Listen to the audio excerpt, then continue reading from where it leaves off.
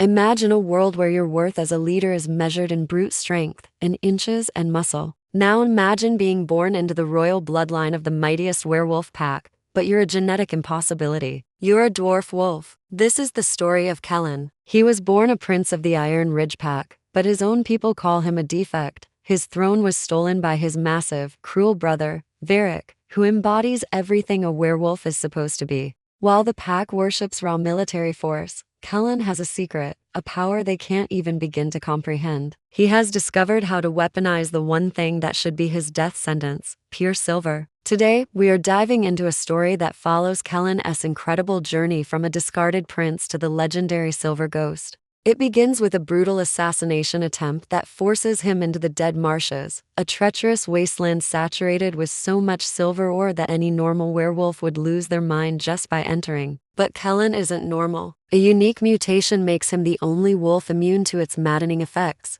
While Kaelen fights for survival, his brother Varric forges a dark alliance with a ruthless Lycan ambassador named Malphus, a military genius who treats strategy like a chess game. Under their tyrannical rule, the pack's rigid hierarchy crumbles. The weakest members, the Omegas and Sigmas, are treated like livestock, sold off in a horrific trafficking scheme. Kaelen realizes he can't just hide and survive. He must rise up and lead. From the shadows of the marshes, he starts building the Rogue Pack, an army of outcasts just like him. He trains them in specialized martial arts and the art of silver-tipped guerrilla warfare, turning their weaknesses into deadly strengths. The story reaches a fever pitch when Kaelen is forced to infiltrate his old home to rescue his own infant daughter, a child who has inherited his shimmering silver fur. This all leads to a final desperate stand at a place called the Silver Crag where Kaelen must make an impossible choice. Will he reclaim his crown or will he sacrifice his own life to ensure the defects he leads can finally reach the safety of the free territories? Let's set the scene. Kaelen is at a tense political gathering. Is that the alpha of the Iron Ridge pack? Or did someone lose their pup? Kaelen heard the laughter before he even saw the man who said it.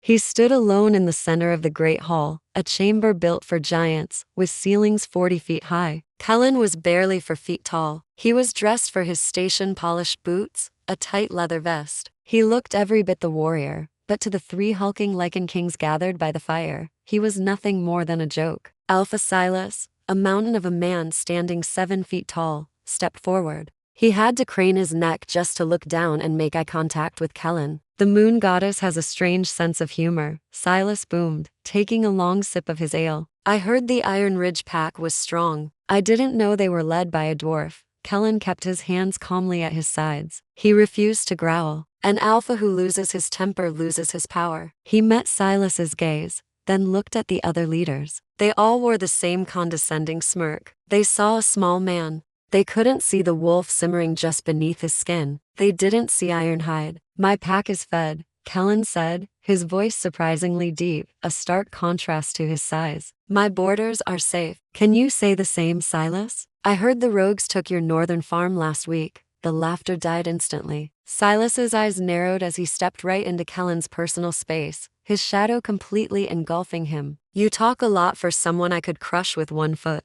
Try it, Kaelen whispered, his voice dangerously low. See how many of your toes you keep. Just then, a hand landed on Silas's shoulder. It was Kaelen's brother, Varric. Tall, powerful, everything a werewolf was supposed to be. Varric looked like a king, like he belonged in this hall of giants. Forgive my brother, Varric said smoothly, smiling at the Lycan kings, pointedly ignoring Kaelen. He's sensitive about his height. The bloodline was inconsistent with him. Kaelen felt a sting sharper than any silver blade. His own brother, throwing him to the wolves. Literally. I don't need an apology made for me, Varric, Kaelen said, his voice tight. Go sit down, Kaelen, Varric replied, patting Kaelen on the head. The touch was light, but the insult was heavy. The big men are talking business. Go find Serafina. She's probably looking for someone to reach the top shelf for her. The hall erupted in a fresh wave of cruel laughter. Kaelen turned and walked away. Every step felt like a mile. He could feel their eyes on his back, a mixture of pity and disgust. He found his wife, Serafina, standing near the balcony. She was beautiful in a silk dress the color of the moon, and she was also a head taller than him. When he stood next to her, the gap between them felt like a canyon. They were laughing again, she said, her gaze fixed on the stars, not on him. They always laugh, Kaelen replied. It's getting harder to ignore, she whispered, finally looking down at him. Her eyes weren't filled with love, but with a tired, deep-seated sadness. Varric says the other packs won't trade with us if they don't respect the alpha. I am the alpha, Kaelen stated, reaching for her hand. She pulled it away, pretending to fix her hair. Are you? She asked, her voice soft but cutting. Because in that hall, you looked like a child standing next to a king. Kaelen gripped the balcony rail, the wood groaning under the pressure. He wanted to shift, to unleash Ironhide and show them all the power a wolf could have, regardless of height. But he was the alpha. He had to endure. I'll be in our chambers, he said quietly. I'm staying here, Serafina replied. Varric promised to show me the new constellation maps. Kaelen walked back to their room alone, the long, flickering hallways mocking his solitude. He closed the door and stared at his reflection in the mirror. He saw the dwarf. He saw the runt. He thought about the cold side of the bed that awaited him, about a physical intimacy that was never praised, only endured. I'm going to lose her, Kaelen whispered to the empty room. His inner wolf, Ironhide, spoke in his mind. Then we fight for her. We fight until the ground is red. It's not a fight I can win with a sword, Kaelen said aloud. Then he heard a familiar laugh from the hallway. It was Varric, and then a softer laugh followed. It was Serafina. Kaelen sat on the edge of the huge bed, his feet dangling, not even touching the floor. The weight of his world, his pack, and his failing marriage pressed down on him. A fire was lit inside him, not of rage, but of cold, hard resolve. They saw a joke. He would show them a legend. This is just the beginning of Kaelen's story. If you are as captivated as I am and want to see how the silver ghost rises from the ashes, make sure you subscribe and hit that notification bell right now. You don't want to miss the next chapter of this incredible saga. Thanks for watching, and I'll see you in the next video. If you can't reach his throat, Kaelen, at least try not to get stepped on.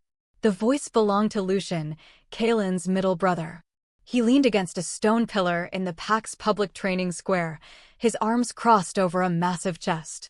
Surrounding them, dozens of warriors had gathered for the daily martial arts session, their eyes tracking the dwarf Alpha with a mixture of pity and doubt. Kaelen didn't look at his brother. He stood in the center of the dirt ring, facing his opponent, a mountain of a man named Grom. Grom was a lead warrior, standing nearly 7 feet tall, his muscles bulging under a thin layer of sweat. Is the Alpha ready? Grom asked, his voice booming. He looked hesitant, as if afraid he might accidentally break his leader. Quit worrying about my health, Grom, Kaelen said, dropping into a low stance. Worry about your shins. Grom lunged. He was fast for a man his size, but Kaelen was faster. Kaelen didn't move backward. He moved inward. He slipped under Grom's wide swing, the air of the fist whistling over his head. Kaelen's wolf, Ironhide, hummed in his mind, providing the predatory focus only an alpha wolf could possess. With a sharp, precise strike, Kaelen drove his palm into the side of Grom's knee. The giant groaned, his leg buckling. Kaelen didn't stop. He used Grom's falling momentum as a ladder, stepping onto the man's thigh and launching himself upward. He caught Grom in a sleeper hold before the warrior even hit the dirt. The square went silent. The only sound was the heavy breathing of the warriors. Within seconds, Grom tapped the ground in surrender. Kaelen let go and dropped lightly to his feet, barely winded. Martial arts isn't about how much space you take up, Kaelen said, looking at the younger wolves in the crowd. It's about how you use the space you have. If you rely only on your wolf strength, a silver blade will find you before you can blink. Lucian clapped slowly, the sound mocking. Impressive, brother. Truly. You're a master of the dirt. But will the foreign alphas care about your footwork when they decide our pack looks like easy prey? They'll care when they're looking at the world from their backs, Kaelen snapped. The alpha is supposed to be the strongest, Lucian said, stepping into the ring. He towered over Kaelen, his shadow stretching long in the afternoon sun. But the people need a leader they can look up to. Literally. They see you, and then they see Varric. Who do you think they feel safer with when the rogues howl at the gate? Kaelen felt the sting of the words. He was the alpha by bloodline inheritance, a sacred law of their kind. Yet, every day felt like a campaign to keep a crown that was rightfully his. I have led this pack through 3 winters and 2 rogue incursions, Kaelen said, his voice dropping to a dangerous growl. My height didn't seem to matter when I was sewing up the wounds of our scouts. Maybe not then, Lucian whispered, leaning down so only Kaelen could hear. But Seraphina is a queen. A Luna. She deserves to stand next to a man who doesn't look like her younger brother. Kaelen's fist clenched. He wanted to strike him. He wanted to challenge Lucian right there. But a leader had to be composed. Training is over, Kaelen announced, his voice echoing off the stone walls. Back to your posts. We have reports of rogue activity near the Western Creek. I want the beta to double the patrols. As the crowd dispersed, Kaelen felt a familiar ache in his chest. It wasn't physical. It was the mate bond. It was a pull toward Seraphina, a spiritual tether that should have brought him peace. Instead, it felt like a lead weight. He walked toward the Alpha's longhouse, passing the elder Epsilons who watched him with unreadable expressions. He needed to see her. He needed to know that the laughter in the hallway last night was just his imagination. He found her in the garden, looking over the valley. She looked regal, her long hair catching the light. She didn't turn when he approached. The warriors are talking, Kaelen, she said softly. They're always talking, Seraphina. They say you're pushing them too hard because you're trying to prove something. She turned, her eyes searching his. Are you? Kaelen looked up at her. He felt the distance of those few inches like a canyon. I'm trying to keep them alive. The moon goddess gave me this pack, and I will protect it. And who is going to protect our dignity? She asked. Varric says the Lycan king is planning to return. He wants to discuss a transfer of oversight because he thinks you're too small to hold the valley. Kaelen felt a surge of adrenaline. A Lycan king, the king of alphas, was a threat no single pack could easily handle. Let him come, Kaelen said. I'll show him that a wolf's bite doesn't care about the size of the beast. Seraphina sighed, a sound of pure exhaustion. I hope you're right, Kaelen. Because if you lose this throne, we lose everything. She walked past him, her shoulder brushing his. For a second, the mate bond flared, a spark of warmth and recognition. He reached for her, but she was already steps away, moving toward the hall where Varric was likely waiting. Are you staying for dinner? Kaelen called out. She paused at the door, but didn't look back. Varric invited me to the strategy room. He says we need to prepare for the Lycans, since you're so busy in the dirt. The bed is too large when you aren't in it, Seraphina. Kaelen stood in the doorway of the Alpha's private chambers, his hands gripping the frame. The room was silent, save for the crackle of the hearth. Seraphina was sitting at her vanity, slowly brushing her hair. She didn't turn around to look at him. The mate bond, a sacred connection designated by the moon goddess, hummed between them like a frayed wire. Kaelen could feel her exhaustion, but beneath it, there was a cold wall of resentment he couldn't climb.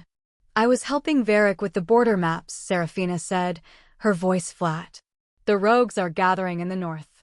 They aren't just scavengers anymore, they are forming a rogue pack. We need to be ready. I am the Alpha.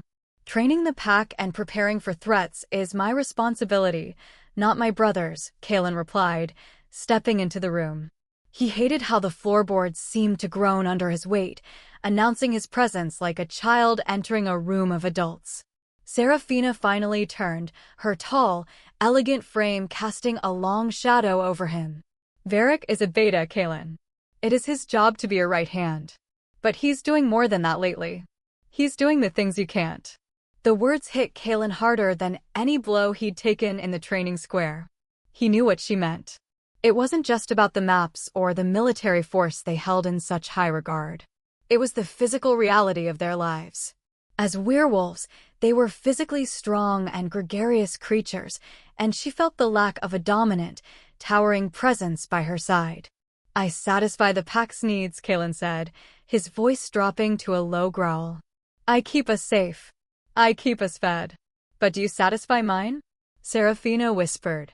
She stood up, walking toward him until she was looking down at him. The moon goddess gave us this bond, but we aren't puppets, Kaelen. We have preferences. We have needs that go beyond a title and a bloodline. Kaelen reached out, his hand hovering near her waist, but he hesitated. He remembered the many books that spoke of the unbearable psychological pain caused by rejecting a mate bond. He saw the flicker of that pain in her eyes, not because she wanted to leave, but because she felt trapped by a destiny that didn't fit her reality. "I am your mate for life," Kaelen reminded her, his heart hammering against his ribs.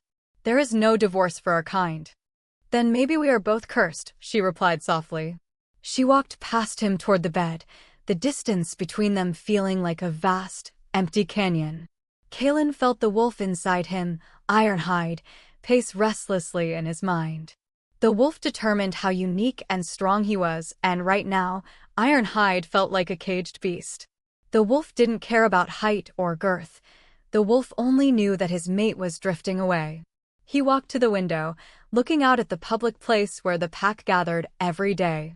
He saw a figure standing in the shadows of the training gear. It was Varric. His brother was looking up at the Alpha's window, a smirk visible even in the moonlight. Varric knew the hierarchy was rigid and platonic, but he also knew that bloodline inheritance was the only thing keeping Kaelen on that throne. "He's waiting for me to fail, isn't he?" Kaelen muttered to the glass. Seraphina didn't answer. She had already pulled the furs over herself, turning her back to him. Kaelen stayed by the window, a lone figure in a high tower, feeling smaller than he ever had before. "Go to sleep, Kaelen," Seraphina's voice came from the dark. "Tomorrow is another day of playing king." "Is the run of the litter finally tired of playing soldier?" Kaelen didn't need to turn around to know Varric was standing at the edge of the training square. It was the daily gathering where the pack practiced martial arts. The morning air was crisp, and the scent of damp earth mixed with the metallic tang of sweat. Kaelen had just finished a sparring session with 2 young Epsilons, his movements fluid and precise. He wiped his brow and turned to face his older brother. Varric was a head and a half taller than Kaelen, his frame broad and imposing, the very image of a warrior the pack was taught to respect. He stepped into the center of the ring, his eyes scanning the crowd of onlookers. The warriors stood in a strict class hierarchy, their silence heavy with expectation. "I'm never too tired to ensure this pack is prepared for a threat," Varric, Kaelen said, his voice steady. "That is the Alpha's responsibility." "Responsibility is one thing. Capability is another," Varric countered, his smirk widening. He leaned in closer, dropping his voice so the lower-ranking Omegas couldn't hear. "I saw how Seraphina looked at you this morning. Or rather, how she didn't. A Luna needs a king who can actually reach her, Kaelen. In every sense of the word." Kaelen felt a surge of heat in his chest. His wolf, Ironhide, growled in the back of his mind, a low vibration that made his skin itch. The wolf was the identity living inside him, and right now, it wanted to tear Varric's throat out. "Leave Seraphina out of this," Kaelen warned. "Why?" "Because you can't satisfy her." Varric laughed, the sound echoing off the stone walls of the longhouse. "We all know the truth. You're a miracle of bloodline inheritance, but you're a defect of nature. Your girth, your length, even your height. You're a placeholder until a real alpha takes the seat." The crowd shifted uncomfortably. They believed in the sacredness of the alpha's bloodline, but they also valued strength and military force. Kaelen saw the doubt flickering in their eyes. He was the most capable warrior in the pack, but to them, he was still the dwarf who sat on a high chair. "If you think you're more capable, Varric, pick up a blade," Kaelen said, gesturing to the weapon rack. "I don't need a blade to prove you're small, brother," Varric said, stepping back and spreading his arms. "I just need the pack to see the difference. Look at him. He spends his days training in martial arts like a human because he knows his wolf isn't enough to lead us." Kaelen felt the sting of the insult. To a werewolf, the wolf was everything. It determined their uniqueness and their power. By suggesting Kaelen relied on human skills, Varric was attacking his very identity as a child of the moon goddess. "The moon goddess chose me," Kaelen said, his voice dropping to a dangerous level. "The mate bond chose Seraphina for me. Are you questioning her divine will?" "I'm questioning her sense of irony," Varric replied. He turned to the crowd, raising his voice. "The Lycans are coming to inspect our borders. Do we want them to find a king who hides in the dirt or an alpha who stands tall?" A few of the younger deltas nodded, their loyalty wavering. Kaelen realized his brother wasn't just insulting him, he was campaigning. He was using Kaelen's physical disadvantages to plant the seeds of treason. Training is dismissed. Kaelen barked, the authority in his voice momentarily silencing the murmurs. As the pack dispersed, Varric leaned in one last time. You can command them to leave the square, Kaelen. But you can't command her to want you. Kaelen watched him walk away, his brother's gait confident and predatory. He felt the ache of the mate bond in his chest, a heavy, hollow sensation. He needed to find Seraphina. He needed to prove to her, and to himself, that he was more than the runt his brothers claimed him to be. I'm not a placeholder, Varric. If you fall behind, Kaelen, we aren't stopping to pick you up. Lucian's voice cut through the thick fog of the western woods. The middle brother led the scout party with long, arrogant strides, his massive frame pushing through the undergrowth. Kaelen followed several paces behind, his smaller stature allowing him to move through the dense brush with a silence the others couldn't mimic.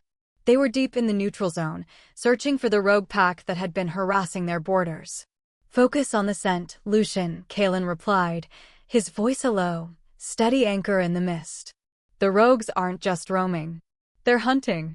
The pack held military force in high regard, and as the alpha, Kaelen was responsible for their training and protection. He could feel the tension in the air. His wolf, Ironhide, was pacing at the edge of his consciousness, his unique silver eyes seeing through the gloom. Suddenly, the wind shifted. The metallic tang of silver hit Kaelen's nose like a physical blow. Wait! It's a trap! Kaelen shouted. But it was too late. A sharp thwip sounded from the canopy. A bolt, coated in a high concentration of silver, slashed through the air, piercing Lucian's shoulder. The giant warrior let out a guttural howl of pain as the silver began to weaken his wolf strength immediately. Rogues! Lucian gasped, collapsing to one knee. From the shadows of the trees, 5 figures emerged. These were the castouts, the werewolves who belonged to no regular pack and served as the villains of the forest. They carried weapons forged specifically for war, silver-tipped spears and blades designed to destroy their opponents. Look at this, the lead rogue sneered, eyeing Kaelen. The Iron Ridge pack sent a pup to do a man's job. Kaelen didn't waste time with words. He dropped low, dodging a silver-tipped spear that whistled over his head. While his brothers relied on instinct and raw pack hierarchy, Kaelen's survival had always depended on his martial arts mastery. He lunged forward, his small size making him a difficult target.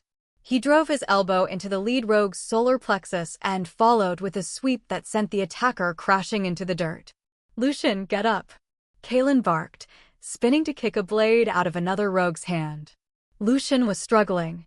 The silver was acting like a poison, and, because he wasn't one of the rare wolves immune to it through genetic mutation, he couldn't maintain his strength. Kaelen stepped in front of his brother, his twin daggers flashing in the dim light. I've got you, Kaelen whispered.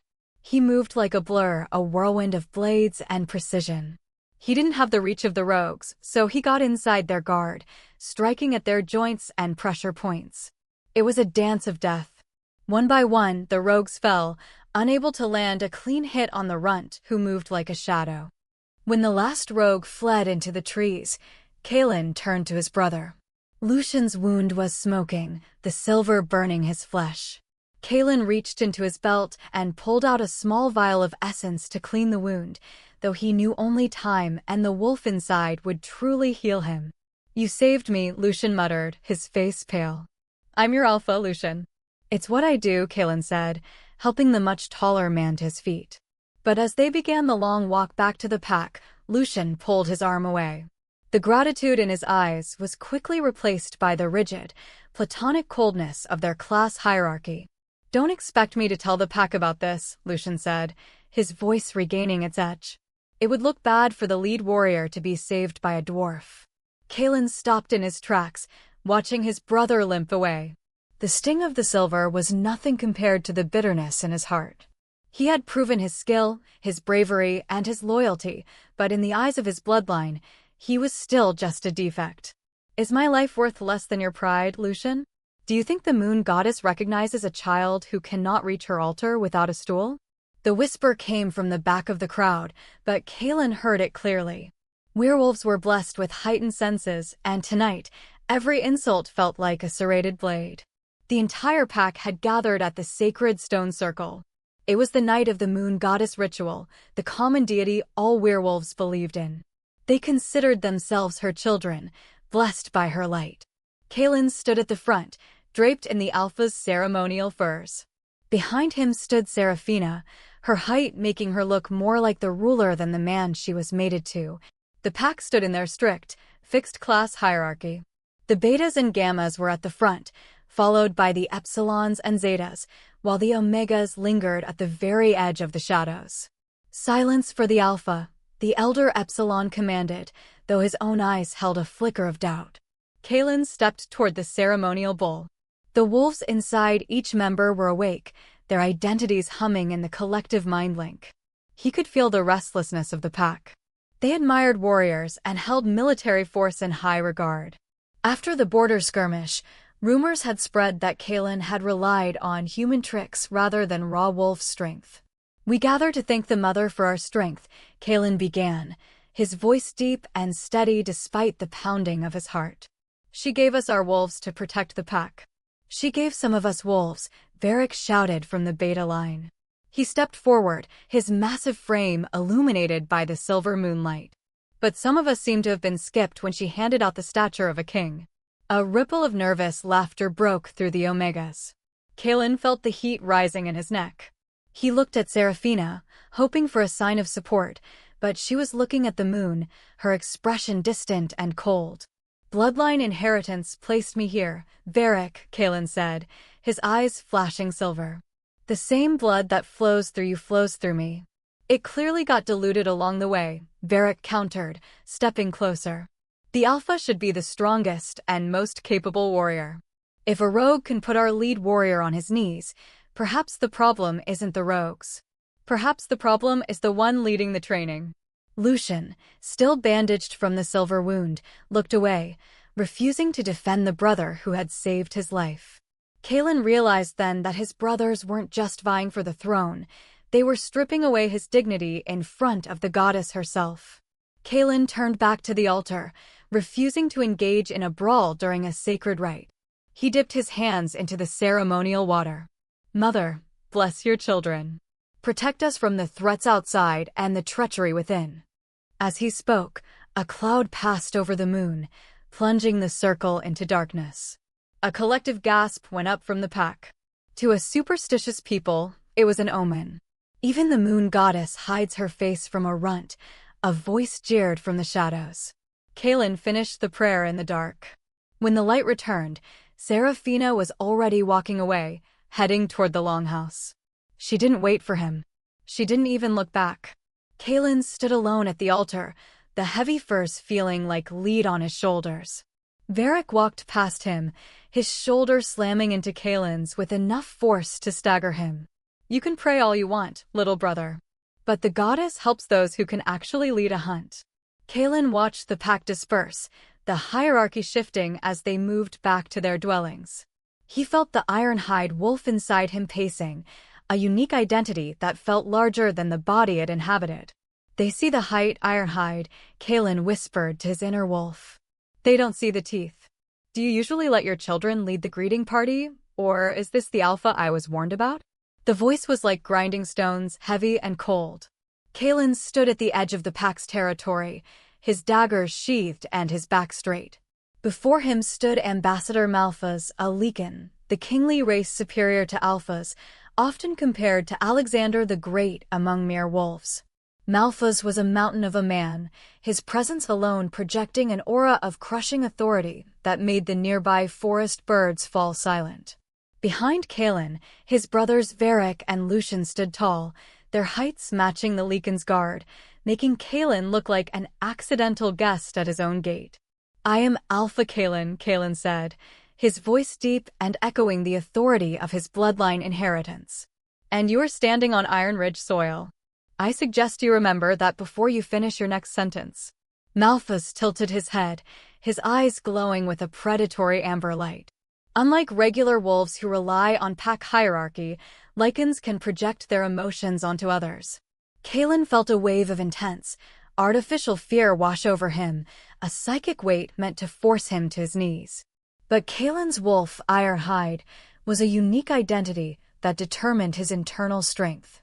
Irehide snarled back, a silver shield in Kaelen's mind that absorbed the Lycan's emotional projection. Small, but he has teeth, Malphas noted, the pressure in the air slightly lifting. I am here because the Lycan king is concerned. He hears your pack is gregarious, but lacks a leader who can maintain the military force we hold in such high regard.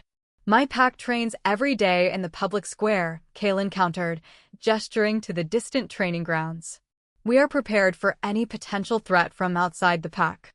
Training is not the same as power, Varric interrupted, stepping forward to stand shoulder to shoulder with the ambassador. My brother is a skilled fighter, ambassador. But as you can see, the moon goddess was modest with his gifts. Malphas laughed, a sound that made the omegas in the distance flinch. The king does not like modesty. He likes results. He sent me to evaluate if this pack should remain independent or be absorbed under a stronger alpha. Kaelen felt the blood rush to his face. The Lycan was openly discussing treason with his own brother. He looked at the ambassador, noting the silver filigree armor he wore. Even Lycans, for all their hybrid abilities and elemental bonding, shared the common weakness of all wolves. They hated silver. If you wish to evaluate me, Malphas, do it on the field, Kaelen said, stepping into the Lycan's personal space. Not from the height of your ego. A duel. Malphas sneered. I have human memories and experiences that go back decades, little wolf. I have seen more wars than you have had heat cycles. You wouldn't last a minute. Then it should be a very quick minute for you, Kaelen replied. He saw Seraphina standing near the longhouse, her tall frame silhouetted against the wood. She was watching the exchange with a look of pure dread. She knew the rigid class hierarchy was the only thing protecting them, and if Kaelen lost to a Lycan, their life together, as strained as it was, would be over. Malphas leaned down, his breath smelling of pine and old blood. I will stay for the feast tonight. If you don't impress me by the time the moon reaches its peak, I will recommend your brother for the crown. And I think we both know which one Seraphina would prefer to have in her bed. Kaelen's hand twitched toward his dagger. The Lycan's emotional projection shifted to pure, mocking joy, meant to goad Kaelen into a foolish move. The feast will be ready, Kaelen said through gritted teeth. I hope you have the stomach for what we serve. Does the wine taste of vinegar, Kaelen, or is that just the look on your face? Varric's voice was loud enough to carry across the longhouse dining hall. The pack had gathered for a feast in honor of Ambassador Malphas, a Lycan who was considered the king of alphas. Kaelen sat in the alpha's chair, but the high-backed oak seat made him look smaller than the guests who lounged on simple benches. To his right, Seraphina sat tall and silent, her eyes fixed on the center of the table. I am simply watching my guests, Kaelen replied, his voice a low hum. A leader must always be prepared for the potential threat from outside the pack. Malphas laughed, his Lycan senses allowing him to retain human memories and strategies far better than a common wolf. He leaned back, his elemental bonding to fire causing a faint warmth to radiate from his skin, making the air around him shimmer. You speak of threats, little alpha, Malphas said, but you cannot even see the one sitting next to you. Kaelen felt the mate bond ache in his chest, a sacred tie designated by the moon goddess that was supposed to make mates ache for each other. But as he looked at Seraphina, the ache felt like a warning. She didn't lean toward him. Instead, her shoulder was angled toward Varric, who sat on her other side. Seraphina, Kaelen whispered, leaning in. You haven't touched your food. I'm not hungry, Kaelen, she said, her voice like ice. It's hard to eat when the entire room is waiting for you to fail. Varric reached out, his large hand brushing against Seraphina's arm as he reached for a pitcher of ale. It was a lingering touch, one that violated the rigid and platonic hierarchy of the pack. Kaelen's wolf, Irehide, snarled in his mind. The wolves had their own names, a second identity living inside the human. Irehide wanted to claim what was his, but Kaelen forced his hands to remain flat on the table. Varric, Kaelen said, his eyes flashing silver. My beta should be more focused on the border reports than the Luna's comfort. A beta is the alpha's right-hand man, Kaelen, Varric said, his smirk widening. If the alpha can't provide comfort, someone has to step in. The room went silent. In a society that admired warriors and respected the alpha as the strongest, Varric's challenge was a direct strike at Kaelen's legitimacy. I provide everything this pack needs, Kaelen stated, his voice carrying to the rafters. Except an heir, Malphas added, his amber eyes glowing. We believe in bloodline inheritance. An alpha's son will be alpha. But looking at you, one wonders if the line ends here. Kaelen felt a cold sweat break out. He knew his wife's preferences and that she was not a puppet of the moon goddess. If she was unsatisfied, she could go to the extreme and reject him. He saw her eyes flick to Varric, and for a split second, a look of shared understanding passed between them.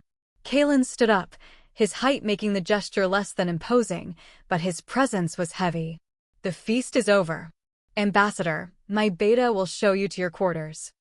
I think I can find my own way, Alpha, Varric said, standing and towering over Kaelen. Seraphina said she would help me review the maps one last time. Seraphina stood without a word and followed Varric toward the shadow of the hallway. Kaelen reached for the mind link, the mental conversation werewolves used to speak to one another. Seraphina, stay, he commanded through their mental bond. There was no reply. She had closed her mind to him. Kaelen watched them disappear into the darkness. He felt the weight of his small stature, the girth of his failure, and the length of the night ahead. He was the alpha, the leader of the pack, but as he stood alone in the hall, he felt like the lowest omega. Is the map room really where they're going, Ironhide?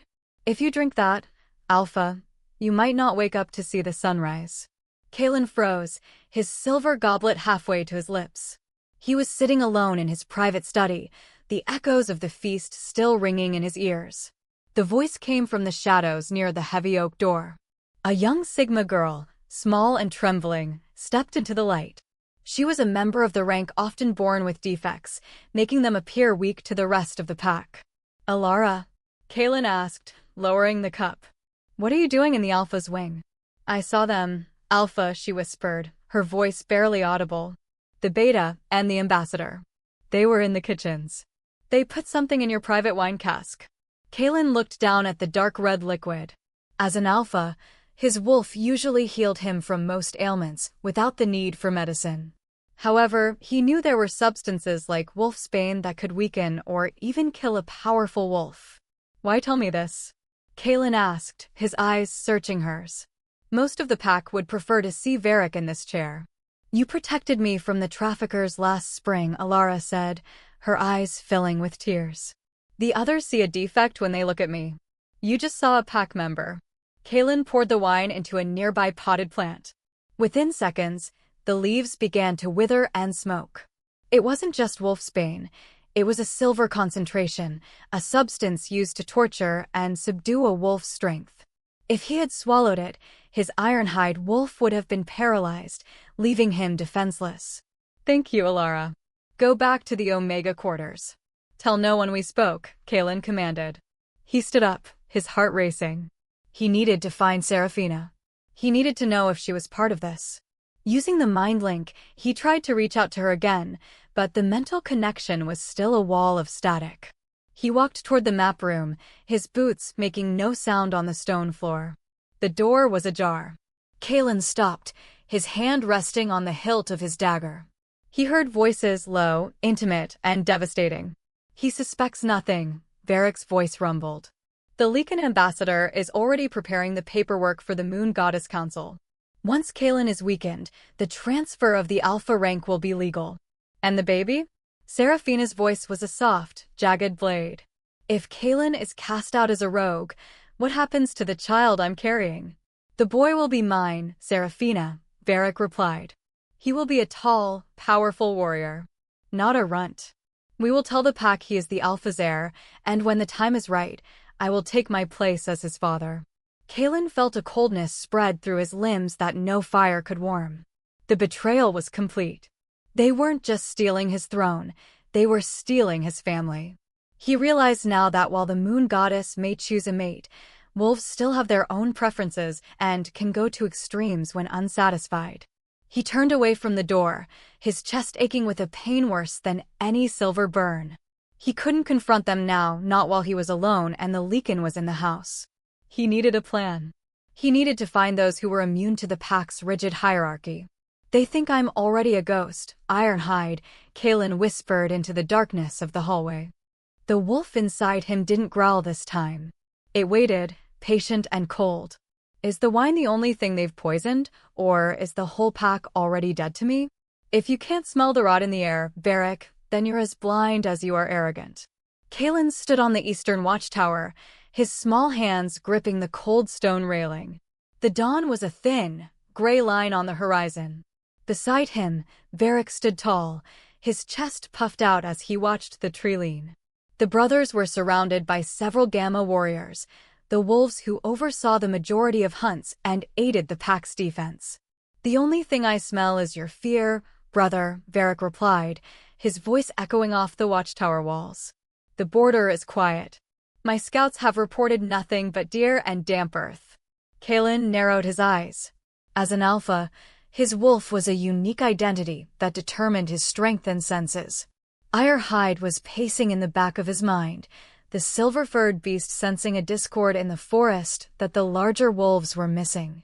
Werewolves generally live in packs and hold military force in high regard, but Kaelen knew that those cast out, the rogues, often gathered in groups to form a threat to the regular pack.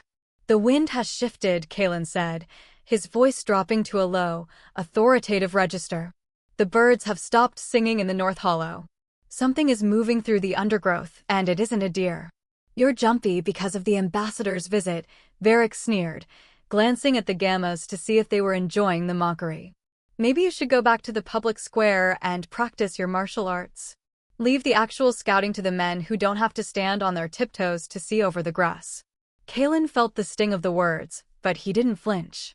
He knew that rejecting a mate bond or experiencing psychological pain could make a wolf volatile, and his heartbreak over Seraphina was turning into a cold, hard focus. He reached into the mind link, the mental conversation werewolves use to coordinate. "All warriors to the northern perimeter," Kaelen commanded. "This is not a drill." "What are you doing?" Varric hissed, his eyes flashing.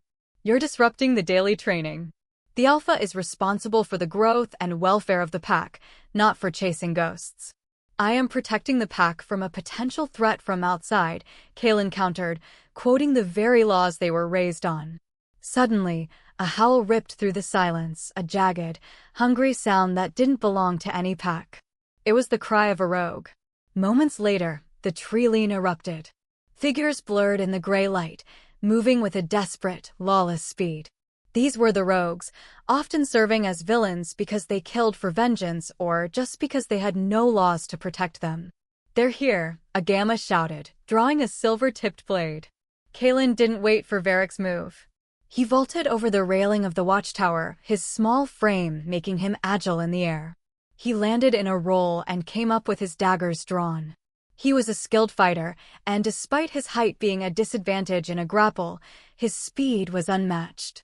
"Stay in formation," Kaelen barked as the first rogue lunged at him. The rogue was massive, his fur matted and scarred. He swung a heavy club, but Kaelen dropped low, the wood whistling inches above his head. Kaelen drove his blade into the rogue's thigh, the silver-coated steel weakening the beast instantly. As the rogue buckled, Kaelen used the man's own knee as a stepping stone, launching himself upward to deliver a crushing blow to the neck. Behind him, Varric was finally shifting, his large wolf form bursting through his clothes. But Kaelen noticed something strange. Varric wasn't moving to intercept the lead rogues. He was positioned toward the back, his eyes fixed not on the enemy, but on Kaelen's exposed spine. "Is the rogue invasion the only thing I have to survive today, Ironhide? If you move any closer, Varric, I'll assume you've forgotten which side of the border you're on." Kaelen didn't turn his head as he spoke. He remained crouched over the fallen rogue, his daggers still dripping. The sounds of the skirmish were fading into the distance as the Gamma warriors chased the remaining stragglers into the deep brush. Behind him, The heavy thud of paws on the forest floor told him his brother was still in his wolf form, a massive, dark-furred beast that dwarfed Kaelen's human frame. Varric let out a low, vibrating growl that rattled Kaelen's ribs. In this state, the wolf's identity was dominant, and Varric was the strongest warrior in the pack next to the alpha. Kaelen felt the mind link flare with Varric's cold, predatory intent, a mental conversation that usually served to coordinate the pack, but now felt like a threat. "The rogues didn't kill you," Varric's voice echoed in Kaelen's mind, dripping with disappointment. A pity. It would have been a cleaner transition for the pack. "The moon goddess doesn't favor traitors," Varric, Kaelen said, finally standing and turning to face the beast. "And the pack won't favor a leader who waits in the back while his alpha bleeds." Varric shifted back into his human form with a sickening crack of bones. He stood naked and unashamed in the gray light, his tall stature a stark contrast to Kaelen's dwarfism. He stepped toward Kaelen, his eyes still glowing with the amber light of his wolf. "The pack wants a king, Kaelen. They want a military force they can hold in high regard, not a martial arts instructor who hides behind daggers," Varric spat, dismissing Kaelen's specialized training. "Even Seraphina knows it. She carries the future of this pack now, and it doesn't look like you." Kaelen's grip tightened on his daggers.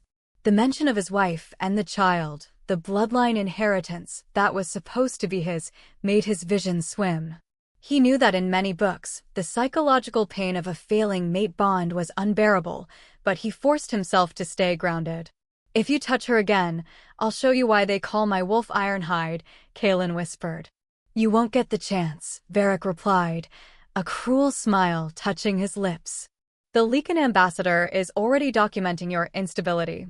By the time we get back to the Longhouse, you'll be lucky if they only cast you out as a rogue instead of executing you for endangering the lead warrior." Kaelen looked toward the tree-line where Lycan was emerging, clutching his silver-burnt shoulder. His middle brother wouldn't meet his eyes. The rigid and platonic hierarchy was shifting, and Kaelen was being pushed to the very bottom, beneath even the Omegas. "We're moving out," Kaelen commanded, his voice cracking like a whip. "Pick up the silver weapons the rogues dropped. We need to know where they're getting equipment this advanced." Varric walked past him, deliberately catching Kaelen's shoulder with his own, nearly knocking him into the dirt. "Enjoy the walk back, Alpha. It's a long way up to the throne from down there." Kaelen watched them go. He felt the silver-tipped bolt he had tucked into his belt, a trophy from the fight. He wasn't just going back to the pack to defend his crown. He was going back to find out how deep the poison went. "Is the throne worth the blood of a brother, Ironhide? If you're looking for your throne, Kaelen, I'm afraid the ambassador is currently sitting in it." The voice belonged to the elder Epsilon, who served as the pack's historian. Kaelen stepped into the longhouse, his boots caked with the mud of the northern woods and the blood of rogues. The great hall was filled with members of the pack's middle ranks, Zetas and Thetas, who were usually responsible for education and scouting. They were all whispering, their heads bowed as they caught sight of their alpha, who stood barely higher than the table they sat at. Kaelen ignored them, his focus on the high seat at the end of the hall. Ambassador Malphas, the fire-bonded Lycan, was indeed sitting in the Alpha's chair. Beside him stood Varric, looking every bit the Alexander the Great that Lycans were often compared to. "You are in my seat, Malphas," Kaelen said, his voice cold and echoing through the rafters. "I am occupying a vacuum, little Alpha," Malphas replied, his Lycan ability to project emotions making the room feel heavy with a sense of inevitable doom. "Your beta reports that you were nearly killed by a handful of rogues. A pack this strong deserves a leader who doesn't need to be rescued by his subordinates." Kaelen felt the sting of the lie. He looked at Lycan, who stood behind Varric, but his middle brother was busy examining his own silver-burnt shoulder. "I was the one who saved the lead warrior," Kaelen stated, his eyes flashing with the silver light of his wolf, Ironhide. "The rogues had silver-tipped weapons. We were ambushed by a force that knew exactly where we would be." "A convenient story for a man whose wolf is too small to protect his borders," Varric sneered. He stepped forward, his tall stature meant to dominate the space between Kaelen and the throne. "The ambassador has already begun the transfer of oversight papers." According to the Moon Goddess Council, if an alpha is found incompetent, the rank passes to the next capable warrior in the bloodline. And who decided I was incompetent? Kaelen asked, his hand resting on the hilt of his dagger. The results speak for themselves, Malphus said, standing up. Because he was a Lycan, he retained all human memories and experiences even in wolf form, making him a master strategist compared to common wolves. Your pack is restless. Your Luna is distracted. And your borders are bleeding. We hold military force in high regard, Kaelen. Right now, you're a liability to the werewolf nation. Kaelen looked around the room. He saw the doubt in the eyes of the Epsilons. They believed in the hierarchy, but they also believed in the strength of the alpha. If he lost their respect, the bloodline inheritance wouldn't save him. Where is Seraphina? Kaelen asked, his mind link still hitting a wall when he tried to reach her. She is in the healer's wing, Varric said, a dark glint in his eyes. The stress of your failure was too much for her.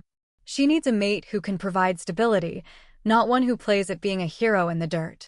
Kaelen knew what that meant. In their world, having sex could heal wounds faster than medicine, and Varric was likely using that excuse to spend more time with Kaelen's wife. The psychological pain of the betrayal was a dull roar in his ears. I am the alpha until the moon goddess herself says otherwise, Kaelen said, stepping toward the throne. The moon goddess may choose the mate, but she doesn't fight the wars, Malphus countered, his elemental heat making the air shimmer. We will hold a formal trial of strength in 3 days. If you cannot defeat your brother, you will be cast out as a rogue. Kaelen stopped. A trial of strength against Varric was exactly what his brother wanted. On a flat field, height and girth were everything. I accept, Kaelen whispered. Varric laughed, a sound of pure triumph. I look forward to it, little brother. I'll make sure Seraphina has a front row seat to see what a real alpha looks like. Kaelen turned and walked out of the hall. He didn't go to the healer's wing. He knew he wouldn't be welcome there. Instead, he headed toward the public square where the martial arts gear was kept. He had 3 days to prove that the moon goddess's child was more than just a measurement of height. Are you going to let them measure your grave before you're even in it, Ironhide? If you're looking for a miracle in those weights, Kaelen, you're about 3 feet short. Kaelen didn't pause his rhythm.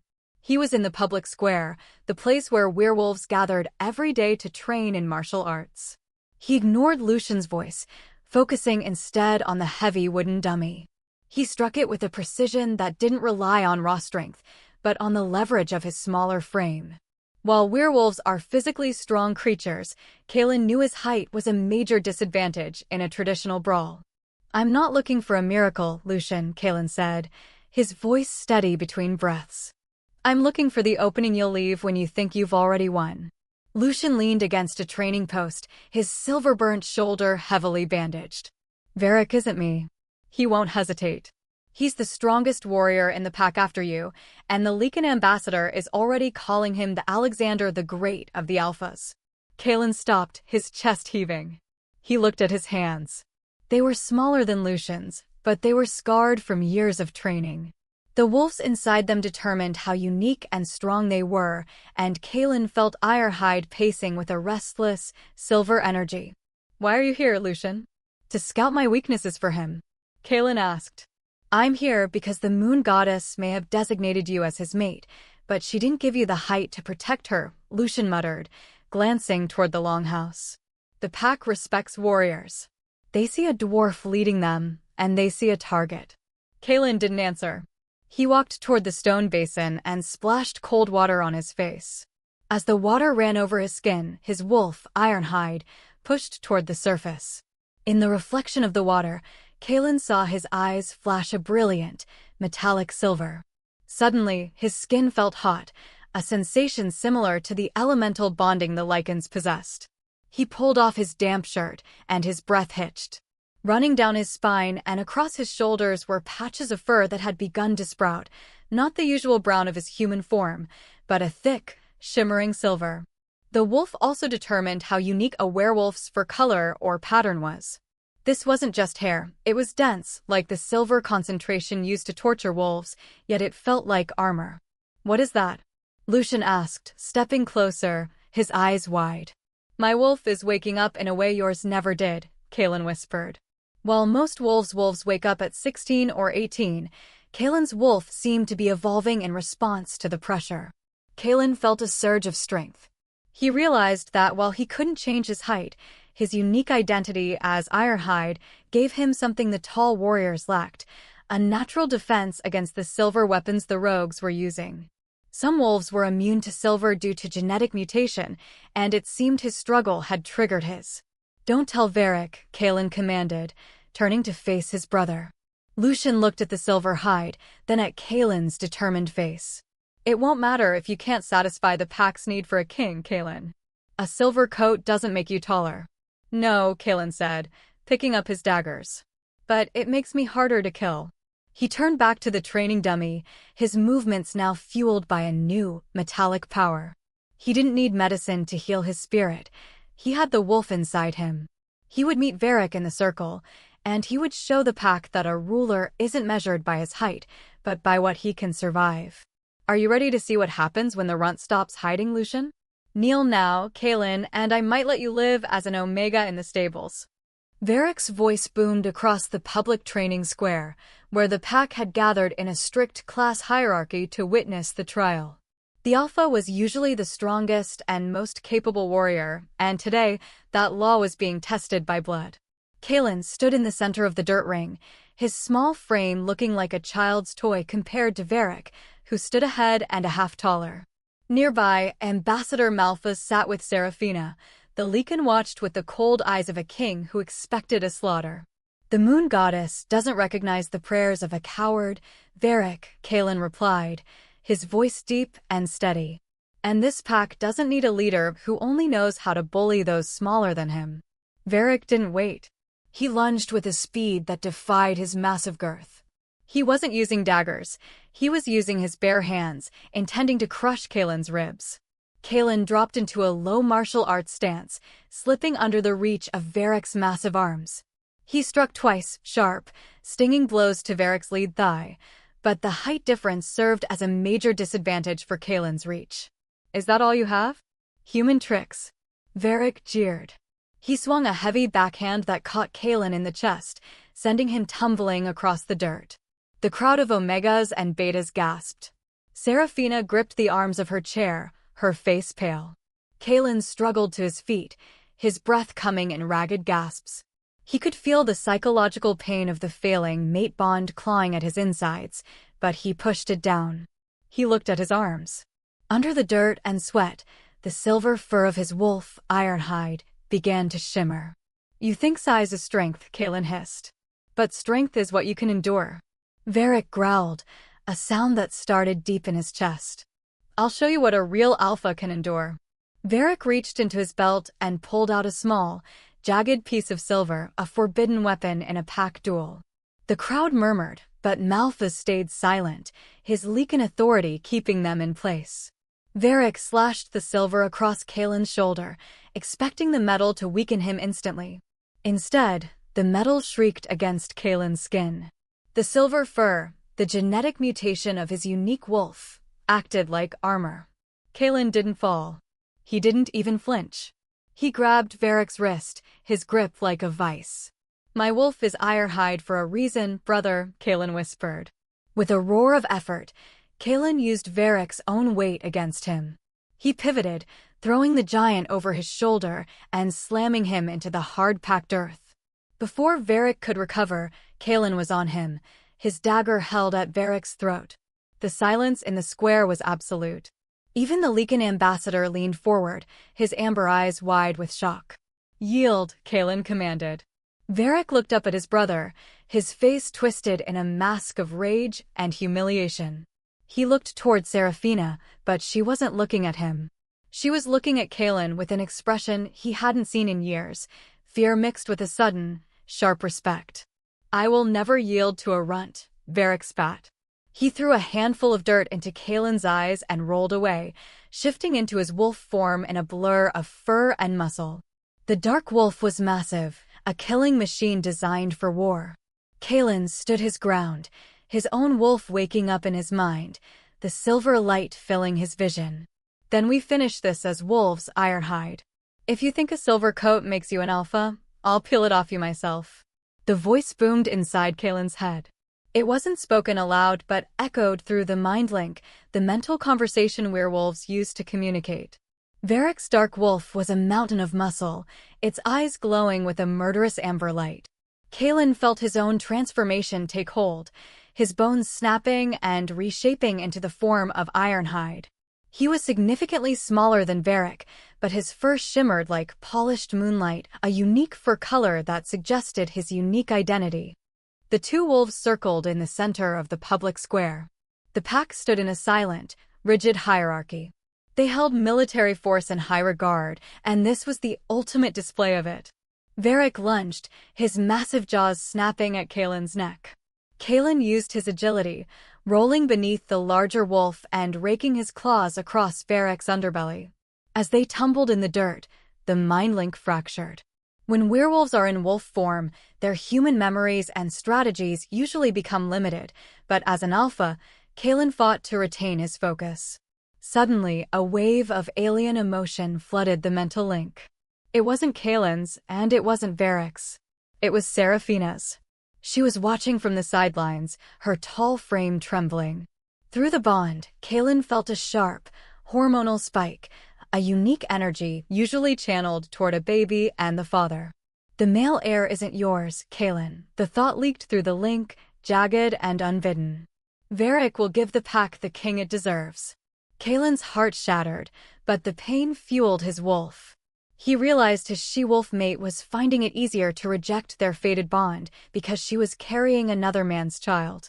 The psychological pain was unbearable, but Kaelen channeled it into a roar that shook the very stone of the training square. He lunged at Varric, not with mindless rage, but with the precision of the martial arts he practiced every day.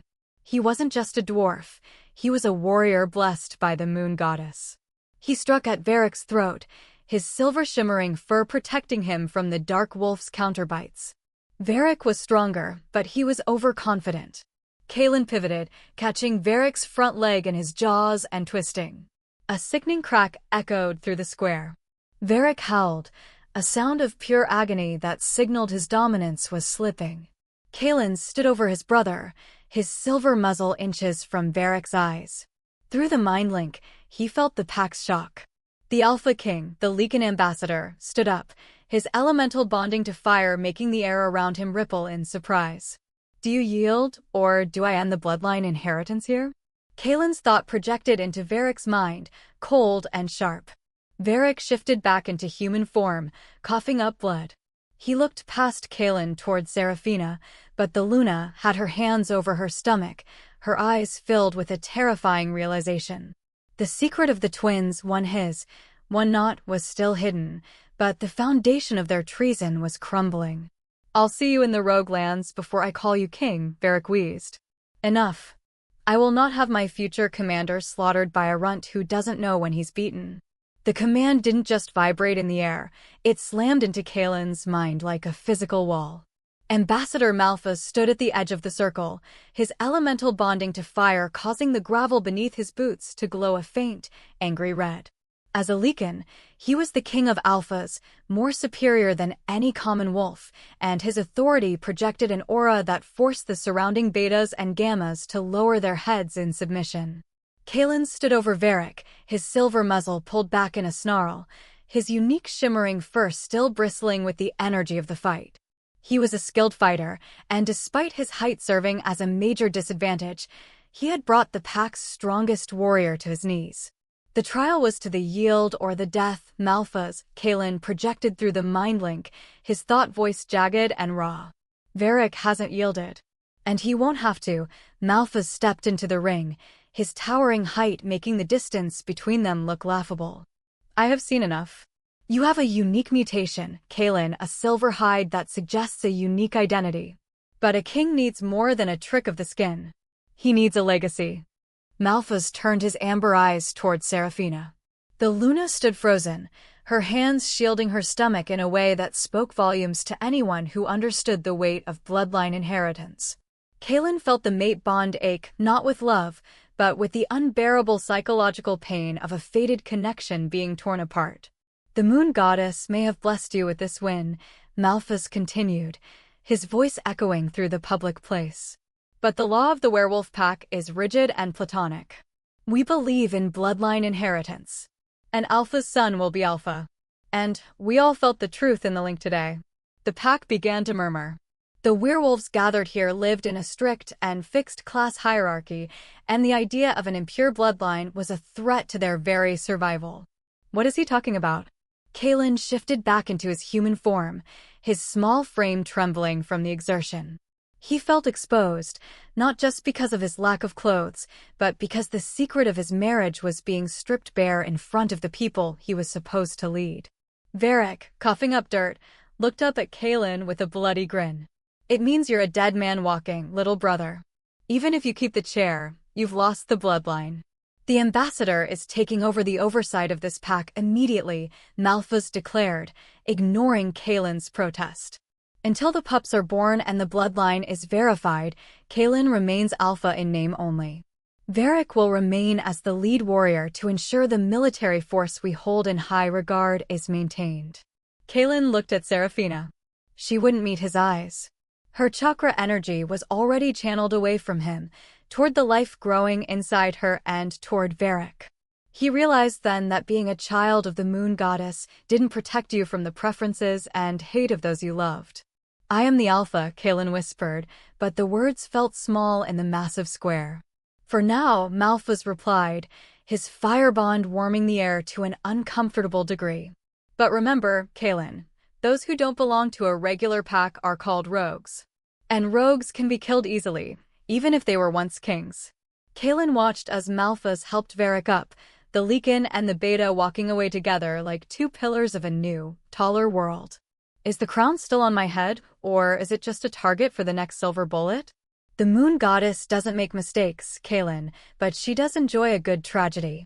Kaelen turned from the window of his study to see the elder Epsilon standing by the door. The old wolf's life experience made him extremely valuable to the pack, and right now he was the only one who didn't look at Kaelen with pity. Kaelen's unique, ironhide wolf was still pacing beneath his skin, the silver fur of his mutation a reminder of the unique identity he held. The ambassador says the bloodline is tainted, Kaelen said, his voice like gravel. He says the pack holds military force in high regard and won't follow an alpha whose own mate chose another's bed. The elder stepped into the light, his eyes cloudy but sharp with memories that common wolves often lacked. Werewolves believe in bloodline inheritance. An alpha's son will be alpha. But you have lived long enough to know that a she-wolf's pregnancy can be a complicated thing when two men are involved. Kaelen felt a cold sweat. What are you saying? I am saying that Seraphina is carrying twins. The elder leaned heavily on his staff. I felt the heartbeat when I was called to the healer's wing. One heart beats with the rhythm of the mountain, your rhythm, Kaelen. It is a female pup. The heiress to your silver hide. Kaelen's heart leaped, but the elder held up a hand. The other heart. It beats with the heat of the fire bonded. It is a male. It belongs to Varric. Kaelen staggered back, hitting the edge of his desk. The psychological pain of the mate bond was already unbearable, but this was a divine cruelty. Every werewolf has a destined mate designated by the moon goddess, but the bond was being torn in two by a divided wound. If the pack finds out, they will kill the girl and crown the boy, Kaelen whispered, knowing the rigid and platonic class hierarchy they lived by. They will say a female dwarf wolf cannot lead, and they will give the military force to Varric's son. The Lycan ambassador already knows, the elder said. He is Alexander the Great to the Alphas, and he wants a king he can control. He will help Varric cast you out as a rogue, and you know what happens to those who don't belong to a regular pack. They are killed easily, Kaelen finished, remembering the laws that didn't protect the lawless. He looked out at the public place where his warriors were already gathering for their daily training in martial arts. He had fought to protect them, to train them, and to give them a future. Now he had to fight for a daughter who wasn't even born yet, a girl who would be treated like an Omega or a Sigma if he didn't secure her throne. Varric thinks he has won the bloodline, Kaelen said, his eyes flashing with a metallic silver light. He thinks his son is the only heir. And what will you do, Alpha? The elder asked.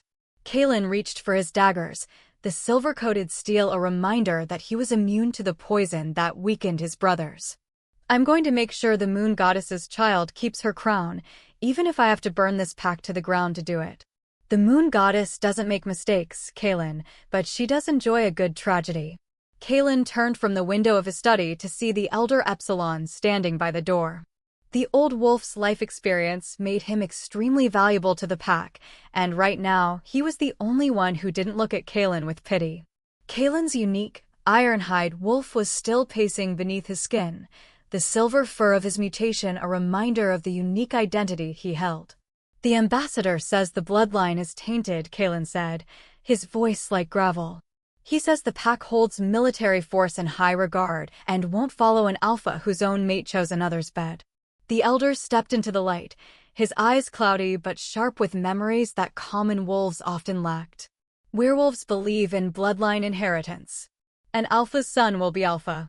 But you have lived long enough to know that a she-wolf's pregnancy can be a complicated thing when two men are involved. Kaelen felt a cold sweat. What are you saying? I am saying that Seraphina is carrying twins. The elder leaned heavily on his staff. I felt the heartbeat when I was called to the healer's wing. One heart beats with the rhythm of the mountain, your rhythm, Kaelen. It is a female pup. The heiress to your silver hide. Kaelen's heart leaped, but the elder held up a hand. The other heart. It beats with the heat of the fire bonded. It is a male. It belongs to Varric. Kaelen staggered back, hitting the edge of his desk. The psychological pain of the mate bond was already unbearable, but this was a divine cruelty. Every werewolf has a destined mate designated by the moon goddess, but the bond was being torn in two by a divided womb. If the pack finds out, they will kill the girl and crown the boy, Kaelen whispered, knowing the rigid and platonic class hierarchy they lived by. They will say a female dwarf wolf cannot lead, and they will give the military force to Varric's son. The Lycan ambassador already knows, the elder said. He is Alexander the Great to the alphas, and he wants a king he can control. He will help Varric cast you out as a rogue, and you know what happens to those who don't belong to a regular pack. They are killed easily, Kaelen finished, remembering the laws that didn't protect the lawless. He looked out at the public place where his warriors were already gathering for their daily training in martial arts. He had fought to protect them, to train them, and to give them a future. Now he had to fight for a daughter who wasn't even born yet, a girl who would be treated like an Omega or a Sigma if he didn't secure her throne. Varric thinks he has won the bloodline, Kaelen said, his eyes flashing with a metallic silver light. He thinks his son is the only heir. And what will you do, Alpha? The elder asked. Kaelen reached for his daggers, the silver-coated steel a reminder that he was immune to the poison that weakened his brothers. I'm going to make sure the moon goddess's child keeps her crown, even if I have to burn this pack to the ground to do it. If you came here for an apology, Kaelen, you've wasted your time and your dignity. Kaelen stood in the center of the Luna's private balcony, his small frame silhouetted against the rising moon. Seraphina stood by the railing, her tall, elegant stature casting a long shadow that seemed to swallow him whole. She didn't look back. Her gaze was fixed on the public square where the pack would gather for training in the morning. The mate bond between them, once a sacred tie designated by the moon goddess, now felt like a cold iron chain. I didn't come for an apology, Kaelen said, his voice deep and steady despite the psychological pain clawing at his mind. I came to look at my wife one last time before she becomes a stranger. Seraphina turned then, her eyes cold. We were never a match, Kaelen. The moon goddess may have chosen the mate, but I am not a puppet. You are a dwarf born into a world of giants. You cannot lead a military force when the warriors have to look down to see their alpha. Is that why you chose Varric? Kaelen asked, stepping into the light. Because his height makes you feel like a queen, even if his heart is a hollow shell? Seraphina's hand went to her stomach, a protective gesture he now understood with agonizing clarity. Varric will provide a son who is the strongest and most capable warrior. He will be Alexander the Great to the alphas, not a runt who hides behind daggers. Kaelen felt a surge of Ironhide's protective energy. He knew the truth she was hiding, that a female pup, his daughter, shared that womb with Varric's son.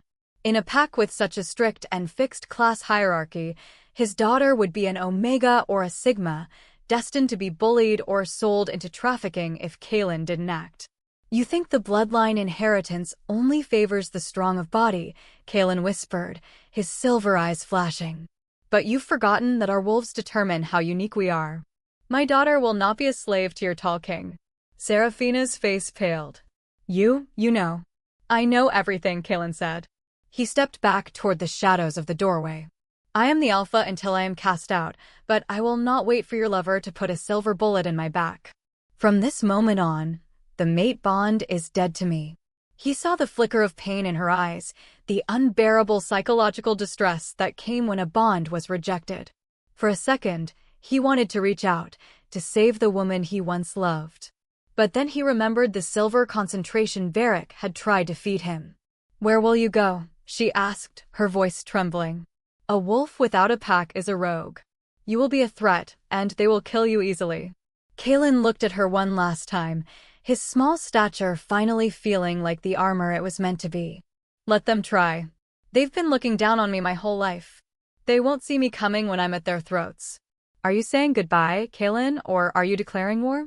"If you don't jump now, Kaelen, the fire will decide your fate for you."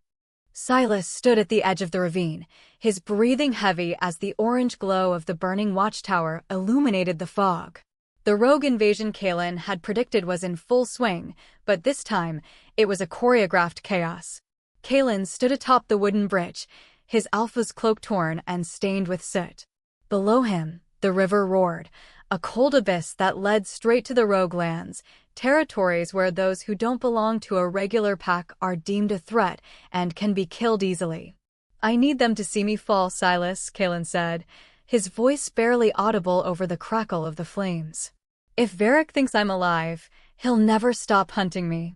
In the distance, Kaelen saw the tall silhouettes of Varric and the Lycan ambassador, Malphas, emerging from the longhouse. They weren't rushing to help, they were watching. To them, this was the convenient end of a defective ruler. They held military force in high regard, and a leader who died during a failed defense was a leader who wouldn't be missed.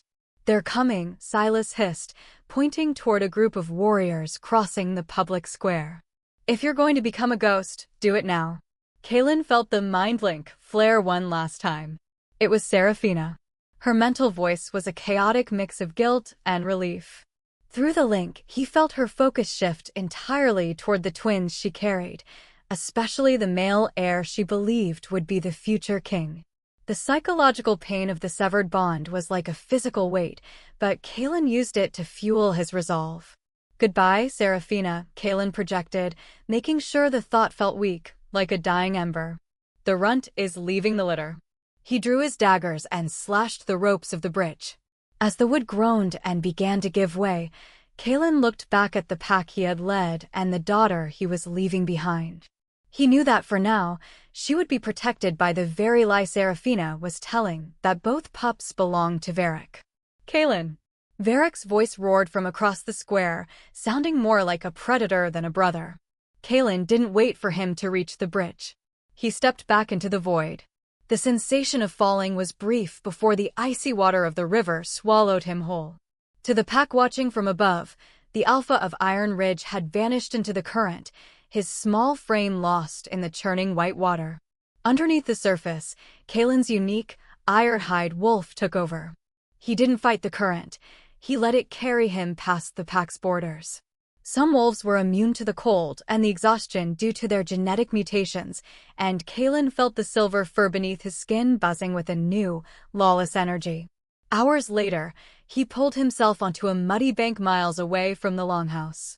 He was wet, shivering, and officially a rogue, a werewolf cast out of the pack as a heavy punishment.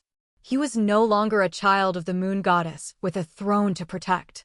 "We're dead to them now, Ironhide," Kaelen whispered to the wolf inside him.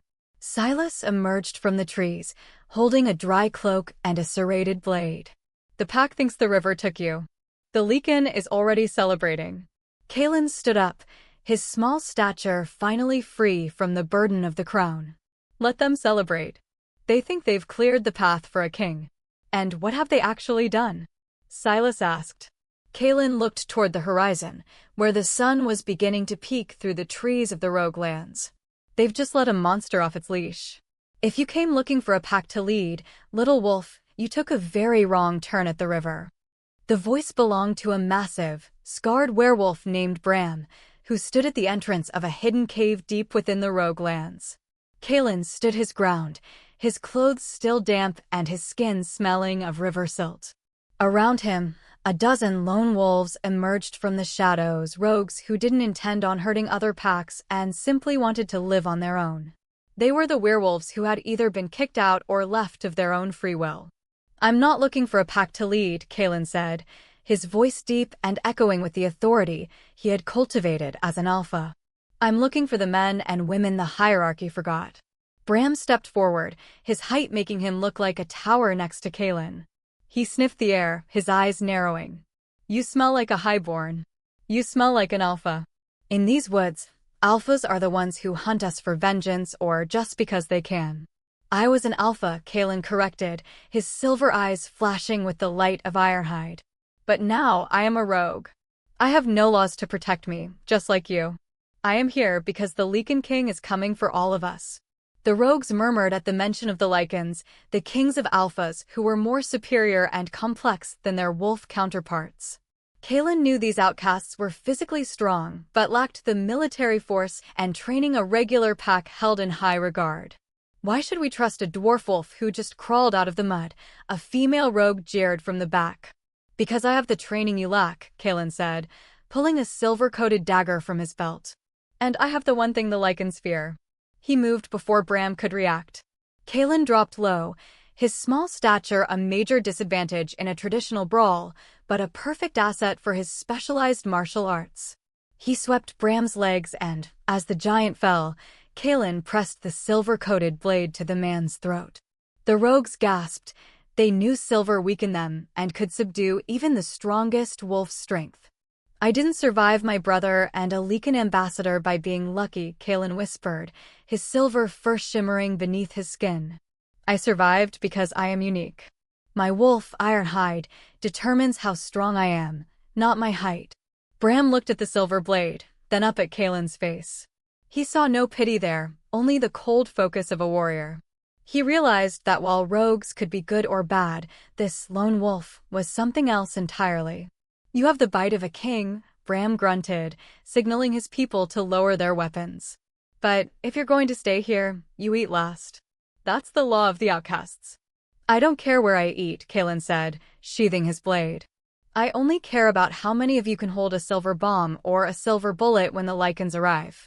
He looked back toward the direction of Iron Ridge. He could still feel the faint, fading ache of the mate bond, but his focus was now on the daughter he had left behind. He had to turn these good rogues into a military force before the Alpha King decided to clear the forest for good. "Are you ready to stop running and start hunting, Bram? If you're afraid of the burn, you'll never survive the bite." Kaelen stood over a makeshift anvil in the heart of the hidden rogue camp. The air was thick with the scent of charcoal and the acrid tang of melting metal. Around him, the lone wolves gathered, their eyes wide as Kaelen handled a small ingot of silver with thick, protective gloves. To most werewolves, silver was a substance that weakened them and was used to subdue a wolf's strength. But Kaelen knew that to fight the Lycan-led military force, they needed to turn their greatest fear into their primary weapon. "We are werewolves," Kaelen said, his voice echoing through the stone cavern. "We believe we are the children of the moon goddess. But the Lycans treat us like puppets. They use silver bombs and silver bullets to destroy their opponents. If we want to stay free, we must master the very thing that kills us." Bram, the massive scarred rogue, stepped forward. "Master it? Even touching a silver cuff makes our wolves crawl inside themselves. How can we fight with it?" "By realizing that some of us are different," Kaelen replied. He pulled back his sleeve, revealing the shimmering patches of silver fur on his forearm, the mark of his unique, Ironhide wolf identity. "Some wolves are immune to silver due to genetic mutation. I am one of them. I will handle the forge. You will handle the training." Kaelen began to demonstrate the specialized martial arts he had mastered back in the pack's public square. He showed them how to use their smaller stature, a trait common among the underfed Omegas and Rogues, as a major disadvantage for their enemies' reach. He taught them to strike at the joints and to use the silver-coated daggers he was forging to weaken larger opponents instantly.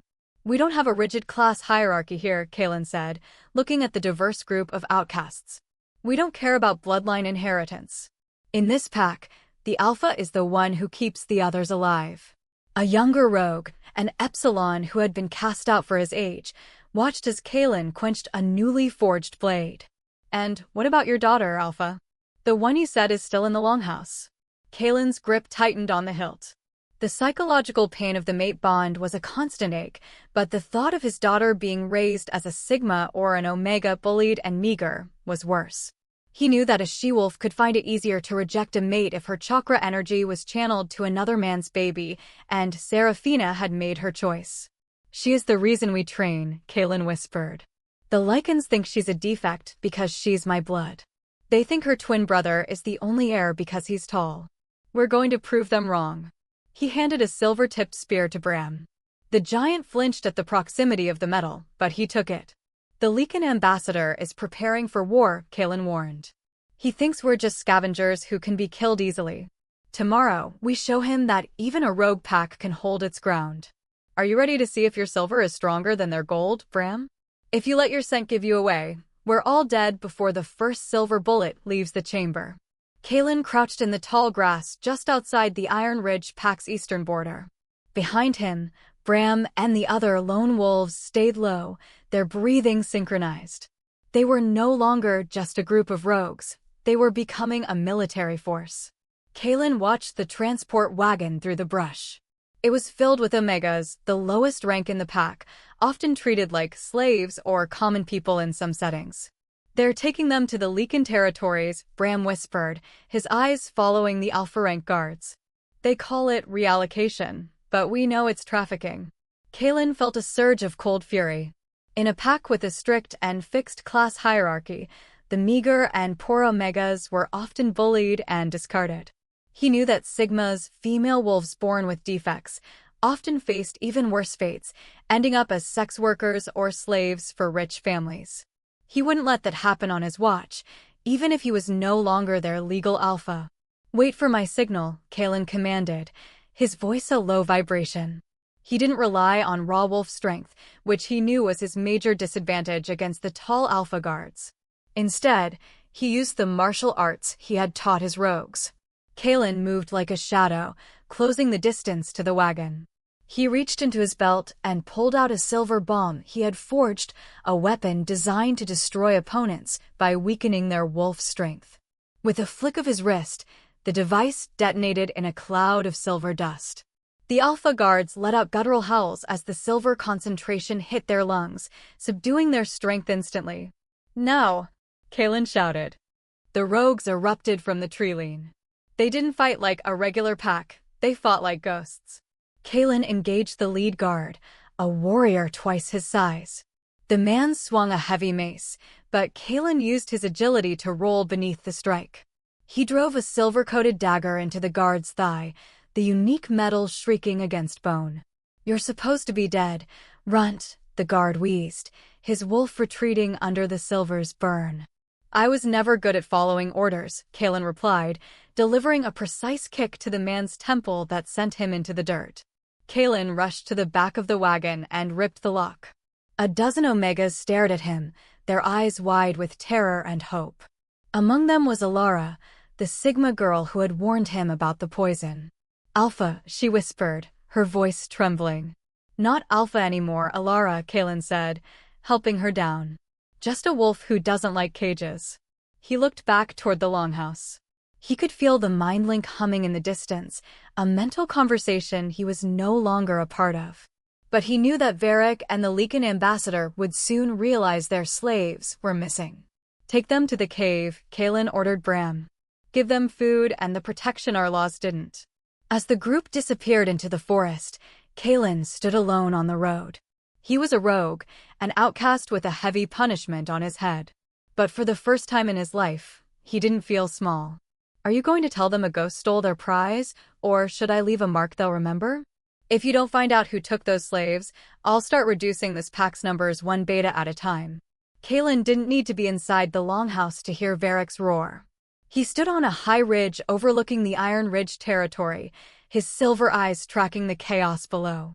Even from a distance, the mind link felt like a frayed wire vibrating with Varric's rage. The new Alpha was pacing the public square, his towering stature casting a shadow over the warriors who had failed to protect the transport. "He's losing control, Alpha," Bram whispered, crouching beside Kaelen. "He never had it," Kaelen replied. "Varric only understands military force and the rigid hierarchy that puts him at the top. He doesn't know how to lead people who are starving or terrified." Below, Varric grabbed a Gamma by the throat, hoisting the warrior off the ground. To the pack, the Alpha was supposed to be the most capable warrior and protector. But Varric was acting like a tyrant, his instinct driven by a need for dominance that the Lycan ambassador had encouraged. Kaelen felt a sharp pang through the fading mate bond. It was Seraphina. She was standing on the balcony, her tall frame rigid. She was witnessing the man she chose, the man she thought was a real king, tear their own pack apart. In werewolf books, rejecting a bond often leads to unbearable psychological pain, and Kaelen could feel her starting to drown in it. "Look at them," Kaelen said, his voice cold. "They believe in bloodline inheritance. They think Varric's son will be their savior, but they're living in a cage of their own making." "We should strike now while they're distracted," Bram suggested, his hand moving to the silver-coated daggers Kaelen had forged. "No," Kaelen said, his small hand stopping the giant. "We are rogues now. We are deemed a threat, and they will kill us easily if we fight them on their terms. We wait until the moon goddess hides her face again. We wait until they are so hungry for justice that they'll follow a runt into the fire." He saw the Lycan ambassador, Malphas, emerge from the shadows to whisper in Varric's ear. The Lycan was Alexander the Great to these Alphas, a kingly figure who used his complex memories and strategies to manipulate the pack's cultural identity. Kaelen turned away from the rich. He had a rogue pack to train and a daughter to save from a world that would call her an Omega just for being his. "Varric thinks he's hunting ghosts, Bram." Kaelen pulled his hood up, his unique silver fur shimmering for a moment in the twilight. "But he's about to find out that ghosts can still bite. If you can still hear me through the rot of that house, Seraphina, don't scream." Kaelen sat cross-legged on a damp, mossy stone, miles from the Iron Ridge borders. He was using a technique he had learned from the Elder Epsilons, a mind-link echo. By focusing his chakra energy into the faded mate bond he had once shared, he could project a whisper across the distance, a mental conversation that bypassed the physical walls of the longhouse. He felt her presence instantly. She was standing in there, no, Varric's bedroom, her breath hitching as his voice ghosted through her mind. "Kaelen?" Her thought was a jagged mess of terror and relief. "You're dead. They said the river took you." "The river took the Alpha you despised," Kaelen projected, his silver eyes glowing in the dark forest. "It left behind a rogue who has nothing left to lose." "I see the way Varric treats the pack, Seraphina. I see the military force he's using to bully the Omegas." "He's the Alpha now," she argued, though Kaelen felt her doubt. "The Lycan ambassador says he is the king we need. He will protect our son." Kaelen's wolf, Ironhide, let out a low, silent snarl. "He will protect his heir, Seraphina. But we both know the truth. You are carrying twins. The girl is mine. She is the child of a fated mate bond, and in this rigid hierarchy, Varric will treat her like a slave once he realizes she isn't his." The silence from her side of the link was heavy. Kaelen could feel her hand resting on her stomach, her hormonal levels spiking with the stress of the lie. "What do you want?" She finally whispered in the dark of her mind. "I want you to remember that the moon goddess doesn't just give us mates. She gives us choices," Kaelen said, his voice hardening. "When the time comes, and the Lycan tries to cast my daughter into the rogue lands or make her a Sigma, I will be the one waiting in the shadows." "You're a rogue, Kaelen," she reminded him, her thought dripping with the unbearable psychological pain of their fractured bond. "They will kill you easily if you show your face." "I'm already a ghost," Kaelen replied. "And ghosts don't die twice."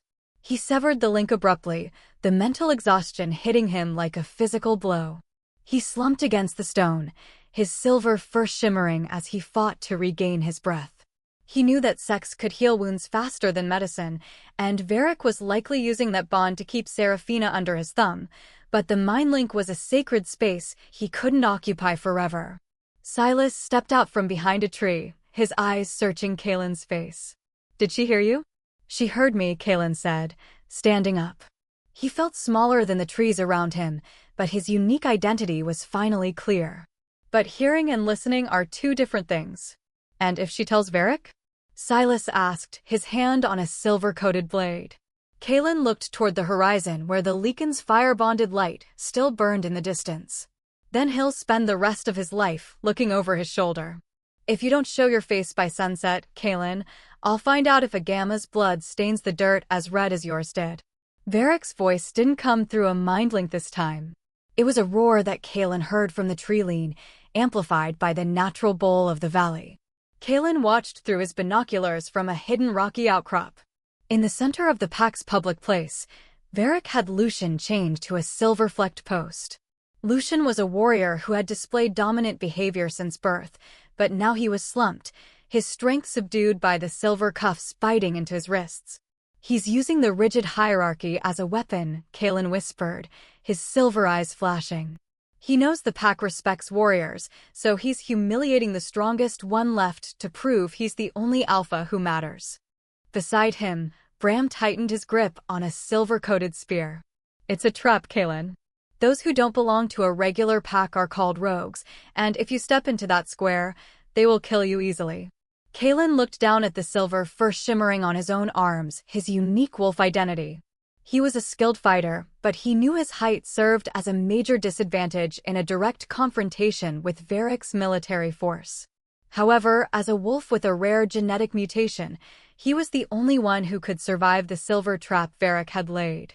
"Varric thinks I'm still playing by the old laws of bloodline inheritance," Kaelen said, his voice dropping to a low growl. "He thinks I'll come charging in to save a brother who betrayed me. He doesn't realize that a rogue has no laws to protect him and no laws to hold him back." In the square, the Lycan ambassador, Malphas, stood near Seraphina. The Lycan was Alexander the Great to these alphas, using his superior complex memories to orchestrate this theater. Seraphina looked pale, her chakra energy likely channeled to the twins she carried, her tall frame shaking as Varric raised a silver-tipped whip. "Wait for the sun to hit the ridge," Kaelen commanded Bram. "We aren't going in to fight a war. We're going in to remind them that ghosts don't stay dead." Kaelen checked his silver bombs. He didn't need medicine to heal his resolve. His wolf, Ironhide, was already fueling his spirit. He was no longer the dwarf alpha they could bully. He was a unique force designated by his own will, not just the moon goddess. "Are you ready to see how a runt bites when he's had enough of the leash, Bram? If you value your sight, Ambassador, I suggest you look away from the light." The warning was a ghost of a whisper, but it didn't come from Kaelen's mouth. It was a mental echo sent through the mind link as he pulled the pins on 4 silver bombs simultaneously. Kaelen stood on the thatched roof of a granary overlooking the public square. Below him, Lucian hung from the silver-flecked post, his head lolling as the silver concentration in the air subdued his wolf's strength. Varric raised the whip again, but before the leather could bite, Kaelen hurled the canisters. They didn't explode with fire, they erupted in a thick, shimmering silver fog that blanketed the area. The pack warriors, who held military force in high regard, collapsed instantly as they inhaled the metallic dust. Werewolves who don't have a genetic mutation are weakened by silver, and the concentration Kaelen had forged was lethal to their wolf identities. Varric staggered, his tall stature becoming a liability as he gasped for air that burned like acid. "My eyes. I can't see." Varric roared, his voice cracking with the physical and psychological pain of his wolf retreating in terror. Kaelen dropped from the roof, his feet hitting the dirt with the silent precision of his martial arts training. Because he possessed a unique genetic mutation, he moved through the silver fog as if it were mountain mist. His silver first shimmered beneath his skin, acting as a natural armor against the very weapon he had unleashed. He reached Lucian in 3 strides. With a flick of his silver-coated daggers, he sliced the ropes and the silver cuffs. Get up, brother, Kaelen hissed, slinging Lucian's massive arm over his shoulder. Kaelen. Lucian wheezed, his eyes wide as he looked at the dwarf wolf who was standing tall while giants fell around him. You're immune. The moon goddess gave me a gift you never bothered to notice, Kaelen replied. From the high dais, Ambassador Malphas rose. As a Lycan, he had complex memories and strategies that made him more aware than a common wolf. He didn't inhale. He used his elemental bonding to fire to create a heat-shimmering shield around his face, pushing the silver fog back. The Runt lives, Malphas noted, his voice a low vibration that suggested a unique identity of power. Varric, you fool. Kill him now. Varric swung blindly with his whip, but Kaelen didn't even look back. He used a smoke pellet to mask their retreat toward the Omega quarters. He knew the rigid hierarchy meant the guards would expect him to flee toward the woods, not deeper into the pack's heart. He looked up at the balcony one last time. Seraphina was there, her tall frame silhouetted against the silver fog. Through the mind link, Kaelen felt her terror and a spark of something that felt like the sacred mate bond trying to reattach its broken threads. Is it respect you feel, Seraphina, or just fear for the son you chose? If you scream, Alara, the man who called you a slave will be the only one left to save you. Kaelen pressed his hand over Lucian's mouth as they tumbled into the dim, cramped quarters of the Omegas. The air was thick with the scent of unwashed wool and old stew, the smell of the meager and poor who occupied the lowest rank in the pack. Alara, the Sigma girl who had once warned Kaelen of the poison, stood by a pallet of straw, her eyes wide as she looked at the former Alpha and the bloodied lead warrior. Alpha, she whispered, her voice trembling as she retreated into a corner, her arms protecting her head in the way Sigmas often did when scared. He's not your Alpha today, Alara, Kaelen said, his voice a low vibration that commanded the small room. He's a man who needs a place to hide. And right now, the rigid hierarchy that says you are nothing is the only thing keeping him alive. Lucian wheezed, his massive frame taking up nearly half the small living space. The silver concentration from the bombs was still subduing his wolf strength, making him as weak as the Omegas he had once bullied. Kaelen pushed him onto the straw, checking the door. Outside, the silver fog was still thick, and he could hear the frantic shouting of the betas as they tried to regroup. Why should we help him? Another Omega asked, stepping out of the shadows. He was small and skittish, his wolf identity clearly submissive. He's a warrior. He thinks we only exist to eat last and play with the pups. Because if he dies here, Varric and the Lycan ambassador will burn these quarters to find his ghost, Kaelen replied, turning to face them. They hold military force in high regard, but they have no respect for those they deem weak. Kaelen reached into his belt and pulled out a small piece of dried meat, handing it to the skittish Omega. I am building a new pack. One where rogues and Omegas don't have to fear the tall kings. But I need Lucian to tell the warriors what he saw today. He saw a dwarf wolf stand while a giant fell. Alara looked at Lucian, then at Kaelen's silver-shimmering fur, his unique wolf identity that suggested he was more than just a runt. She stepped forward, her hypnotic Sigma pheromones faint but present, though she wasn't smart enough to use them to her advantage yet. He is bleeding, she said, pointing to Lucian's shoulder. Werewolves don't need medicine, but his wolf is too weak to heal him. The silver is blocking his wolf, Kaelen said. He looked at the door, his silver eyes flashing. I have to go back out there. If the ambassador uses his fire bonding to clear the fog too quickly, they'll find the trail. Wait, Lucian gasped, grabbing Kaelen's wrist with a shaky hand. Why? Why are you doing this? I betrayed you. I let Varric take your seat. Kaelen looked down at his brother, the height difference finally irrelevant as the giant lay in the dirt. Because I believe in the moon goddess's child. And unlike you, I don't mean the one wearing a crown. I mean the daughter you were going to let Varric throw away. Kaelen pulled his hood up and stepped toward the exit. He knew that if he were caught, he would be cast out as a rogue or killed easily as a threat. But for now, the meager were his only allies. Are you going to keep my secret, Alara, or is the Alpha's bounty worth more than your soul? If you're looking for the heart of the conspiracy, Kaelen, you'll find it's made of cold ink and Lycan blood. Kaelen pressed his back against the stone wall outside the ambassador's luxury wing. The mental voice belonged to the elder Epsilon, whose life experience made him a valuable ally for a wolf operating in the shadows.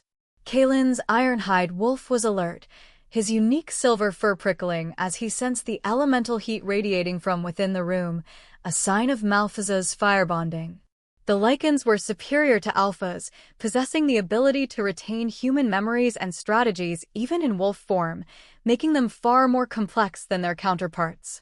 Kaelen knew that Malphas was the Alexander the Great of this operation, orchestrating the rigid and platonic hierarchy to suit the Lycan king's desires. Kaelen slipped through the window, his small frame allowing him to move with a silence that larger warriors couldn't achieve. He saw the transfer of oversight documents spread across a mahogany desk.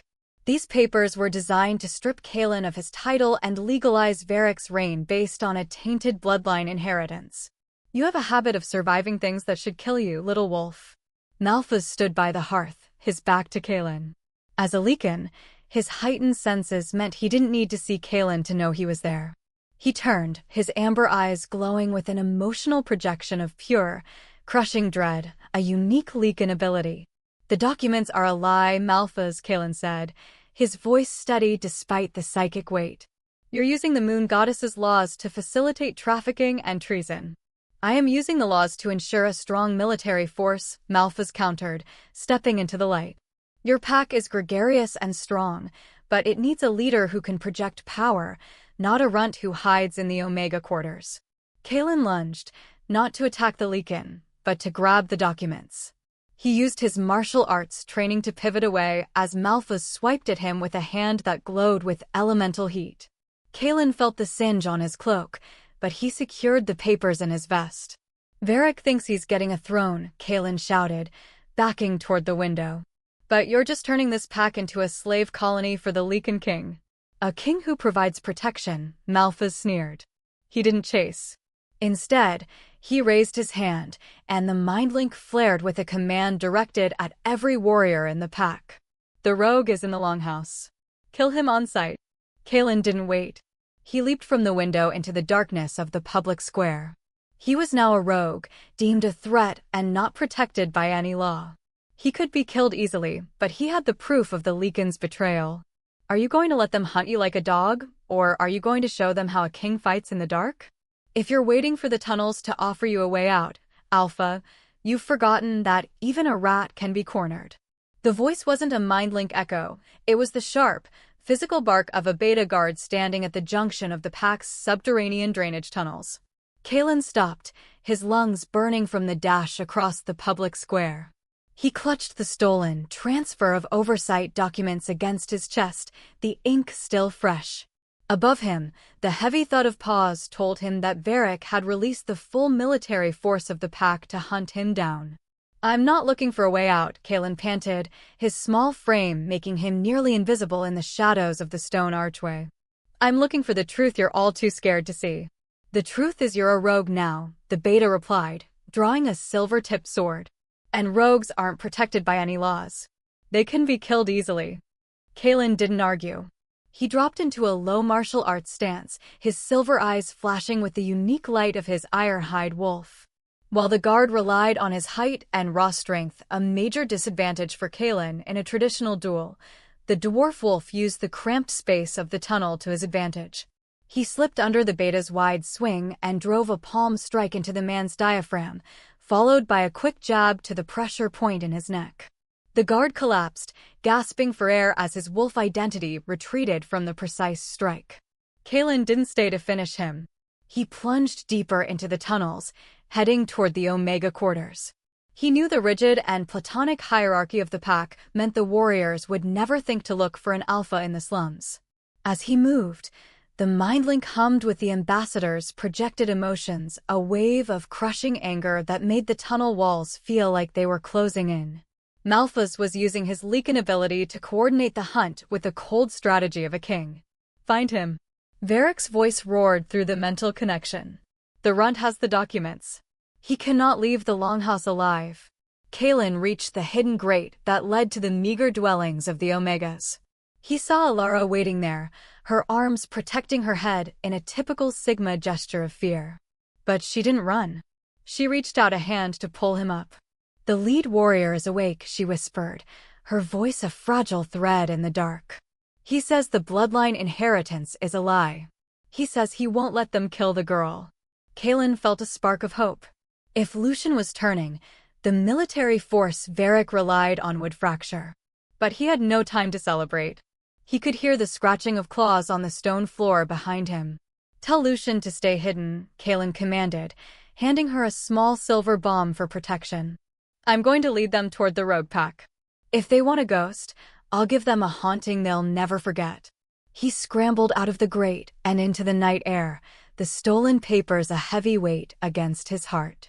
He was a child of the moon goddess, cast out and hunted, but he was no longer a puppet. "Are you going to follow me into the dark, Varric, or are you too afraid to see what a rogue king looks like? If you're waiting for an alpha's mercy, Silas, you've come to the wrong side of the river." Kaelen stood at the center of the hidden rogue camp, his silhouette framed by the flickering orange light of the Silver Forge. He had just crossed the border, the stolen transfer of oversight documents tucked into his belt.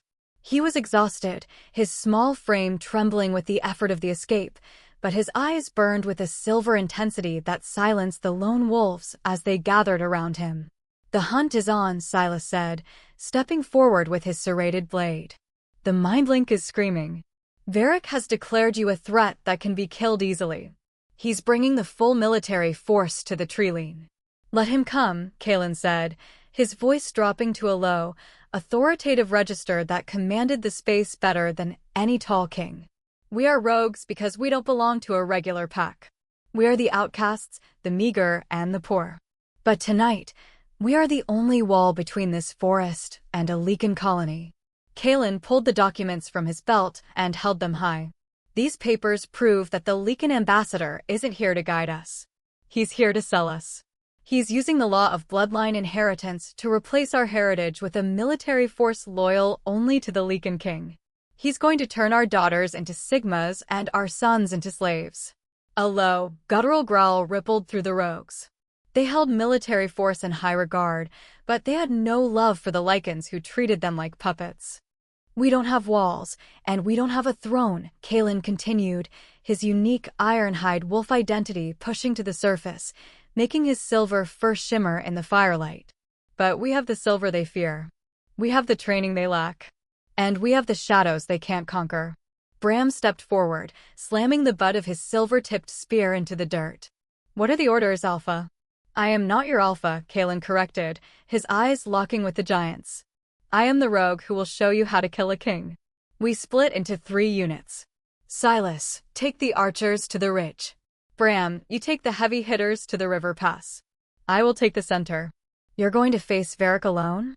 Silas asked, his eyes wide. "Varric thinks he's fighting a runt," Kaelen said, his hand resting on the hilt of his silver-coated dagger. "He doesn't realize he's fighting a father who has seen the future of his child and decided it's worth burning the world to protect it." Kaelen looked toward the horizon, where the first torches of the pack's military were beginning to appear. He felt the fading psychological pain of the mate bond, but he pushed it aside. He didn't need a Luna to be a king. "Are you ready to show them that those who have nothing left to lose are the ones they should have feared the most? If you're waiting for a miracle, Varric, you've overlooked the fact that I've been making my own for weeks." Kaelen stood in the center of the narrow stone pass that separated the rogue lands from the pack territory. The air was thick with the smell of pine and the metallic tang of the silver fog canisters he had already placed in the undergrowth. Varric stood 20 paces away, his massive frame trembling with a mix of fury and silver-induced exhaustion. Behind him, the pack's military force was stalled, pinned down by the lone wolves who were using the specialized martial arts Kaelen had taught them. "You're a ghost, Kaelen," Varric roared, his voice cracking. "You're a rogue who doesn't belong to a regular pack. You have no right to stand against the bloodline inheritance." "The bloodline is more than just height and hate, brother," Kaelen replied, his silver eyes flashing. He drew his daggers, the silver-coated steel catching the moonlight. "It's about who stays to protect the meager and the poor when the tall kings sell them out. Varric shifted, his dark wolf form bursting through his leather armor. He was a mountain of muscle, a predator designed to hold power through fear. Kaelen felt the psychological pain of the fractured mate bond, a jagged echo of Seraphina's terror from the Longhouse, but he ignored it. He was a skilled fighter, and he knew that Varric's size was a major disadvantage in the cramped quarters of the pass. Varric lunged, a blur of dark fur and yellow teeth. Kaelen didn't retreat. He dropped low, his unique ironhide wolf identity pushing to the surface, causing his silver fur to shimmer. As the dark wolf soared over him, Kaelen drove a silver-tipped dagger into Varric's underbelly. The silver concentration worked instantly, subduing the wolf's strength. Varric crashed into the dirt, shifting back into his human form with a scream of agony. "The Lycan ambassador, he'll kill you," Varric wheezed, clutching his side. "He's Alexander the Great, you're just a runt." "Then he'll have to find me in the dark," Kaelen said, standing over his brother. He didn't deliver the killing blow. He didn't need to. In a pack that holds military force in high regard, an alpha who is defeated by a rogue has already lost his crown. In the distance, the ambassador, Malphas, watched from the ridge. His fire-bonded eyes met Kaelen's silver ones. For a moment, the rigid and platonic hierarchy of the werewolf world felt like it was balancing on the edge of a blade. Malphas didn't attack. He was a master strategist, and he knew when a chess piece had been removed from the board. Kaelen turned his back on Varric and looked at the rogues and omegas who had followed him into the night. They weren't looking at a dwarf, they were looking at a king who had survived the impossible. "The war isn't over," Kaelen said to Silas. "But the cage is open." He looked toward the longhouse one last time. Somewhere in there, his daughter was waiting. And now, she had a father who owned the shadows.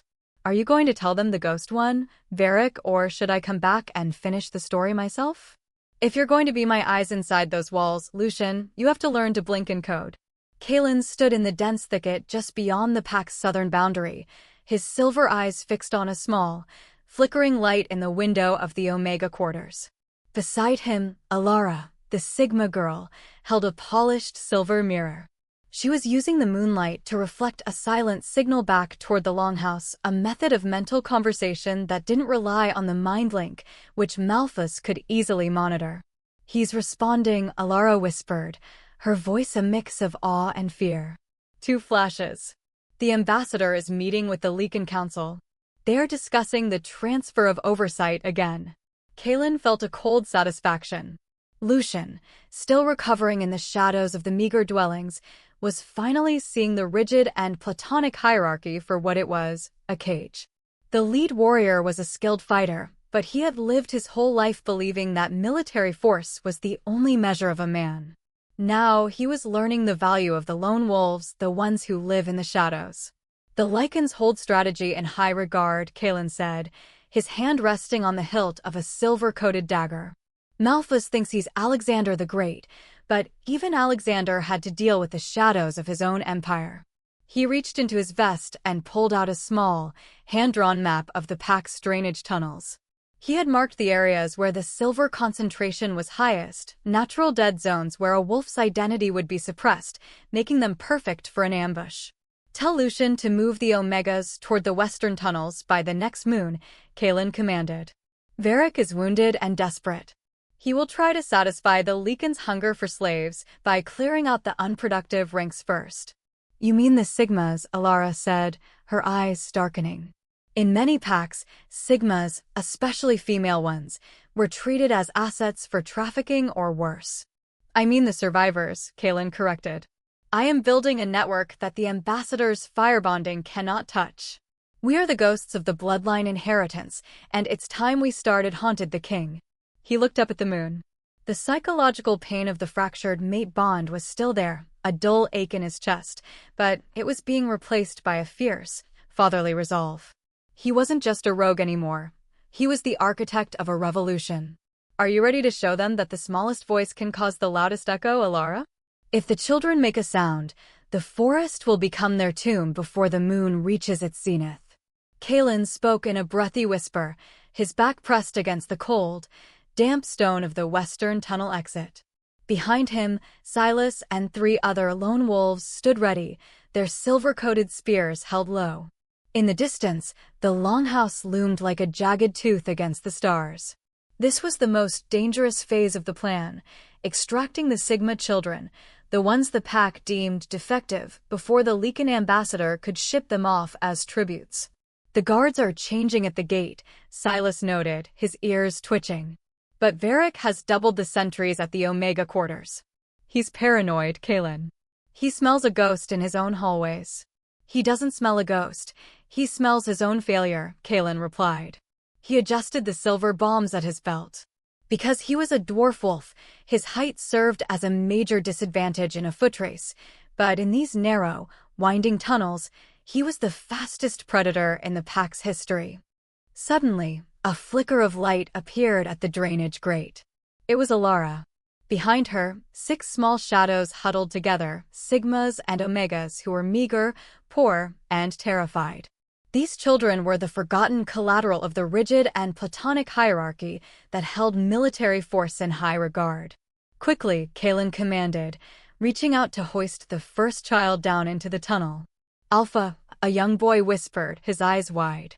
"Are you going to take us to the place with no cages?" "I'm taking you to the place where your wolf determines your identity, not a king's decree," Kaelen said, his silver eyes flashing with the unique light of Irehide. As the last child entered the tunnel, the mind link erupted with a psychic scream. It wasn't Varric. It was the ambassador, Malphus.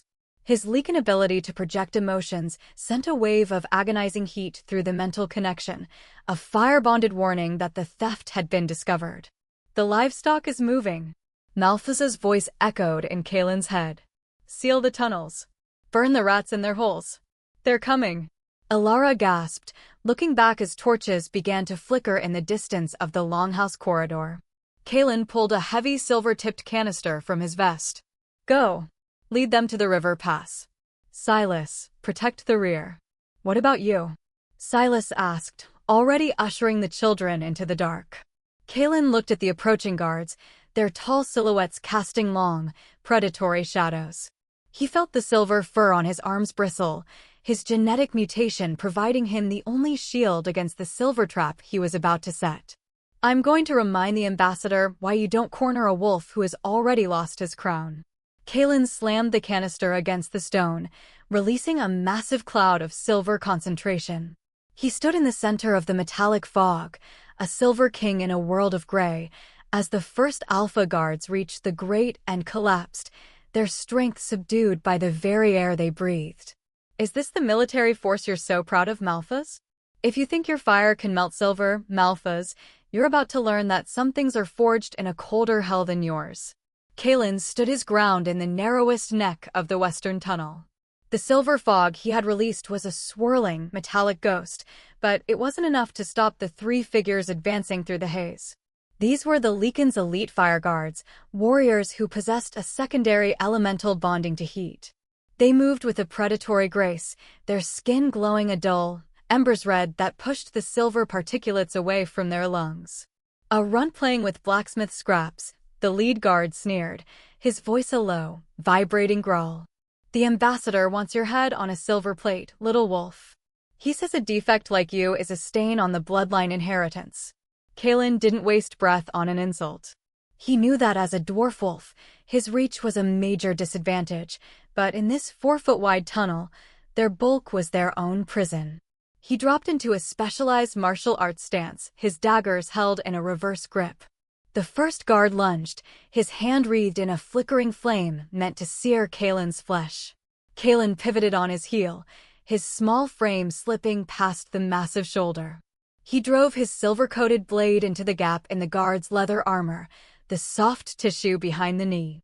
The guard roared as the silver-tipped steel hit home, the metal's unique properties subduing his wolf strength despite the elemental protection. "One down," Kaelen hissed, his silver eyes flashing with the light of Irehide. The other 2 guards attacked simultaneously. The tunnel was a chaotic blur of orange fire and silver light. Kaelen felt the singe of heat against his cheek, the unbearable psychological pain of the fractured mate bond flaring up as Seraphina's terror echoed through the mind link from above. She was watching the carnage through the mental connection, her chakra energy spinning in a frantic, unguided mess. "Run, Kaelen." Her voice ghosted through his mind. "They won't stop until you're ash." "I'm done running," Kaelen projected back, his thought like a cold iron spike. He used the tunnel wall as a springboard, launching himself over the second guard's head. Mid-air, he kicked a loose stone in the ceiling, a structural weak point he had identified during his reconnaissance. The stone gave way, bringing down a shower of heavy debris that separated him from the third guard. The second guard turned, but Kaelen was already on him. He didn't use his blade, he used a silver bomb, slamming it directly against the guard's chest plate. The explosion of metallic dust was concentrated and lethal. The guard collapsed, his internal fire extinguished by the overwhelming silver concentration. Kaelen stood alone in the settling dust, his unique silver fur matted with soot but unbroken. He looked at the tunnel collapse. He had bought the children time, but he had also sealed his only exit. "Is the runt still a defect, Malphas, or are you just running out of warriors?" He turned and began to climb the service ladder leading directly into the heart of the longhouse. He wasn't going back to the rogue lands yet. He had a daughter to find. If you think a door can keep a father from his blood, Malphas, you've spent too much time reading your own laws. Kaelen emerged from the service grate in the floor of the inner sanctum, his movements as silent as a shadow falling over snow. The nursery was a stark contrast to the grime of the tunnels, a room of white silk and polished wood, designed for the bloodline inheritance that the pack held in such high regard. In the center of the room sat a dual cradle, a masterpiece of craftsmanship meant to house the future of the Iron Ridge pack. Kaelen approached the cradle, his heart hammering against his ribs. He saw them, two infants, wrapped in separate blankets. One was a boy, already large for his age, with a tuft of dark hair that matched Varric's. But it was the second child that stopped Kaelen's breath. She was smaller, her features delicate, and as she stirred in her sleep, a faint, metallic shimmer caught the moonlight. Her fur, barely a downy fuzz on her shoulders, was the same unique silver as Kaelen's. She was his daughter, a child of the moon goddess, born into a world that would call her a defect. "She has your eyes, Kaelen. And your curse." Kaelen spun around, his silver-coated daggers clear of their sheaths. Seraphina stood in the doorway, her tall frame draped in a mourning gown. She looked thin, the psychological pain of the fractured mate bond having carved hollows into her cheeks. "She isn't a curse, Seraphina," Kaelen whispered, his silver eyes flashing with a protective fire. "She is the rightful alpha. And you were going to let them sell her." "I was going to let her live," Seraphina hissed, stepping into the room. "The ambassador knows, Kaelen." He felt the silver pulse in her blood. "He's already made a deal with a Lycan lord in the north. She is to be a Sigma, a servant to the high alphas." "Not while I'm breathing," Kaelen said, reaching into the cradle to touch the infant's cheek. As his skin met hers, a surge of chakra energy passed between them, a recognition of blood and wolf identity that the mind link could never replicate. "Varric is coming," Seraphina warned, her voice trembling. "He's recovered from the silver you used in the pass. He's humiliated, and he's looking for a sacrifice to appease the Lycan." "Then let him find me," Kaelen said, his voice dropping to a low, authoritative register. He looked at the boy, Varric's son. He felt no hatred for the child, only a cold clarity. "The military force he's so proud of is a hollow shell. I'm taking her, Seraphina. To the rogue lands. To a place where her height won't be a prison." "You can't," Seraphina sobbed.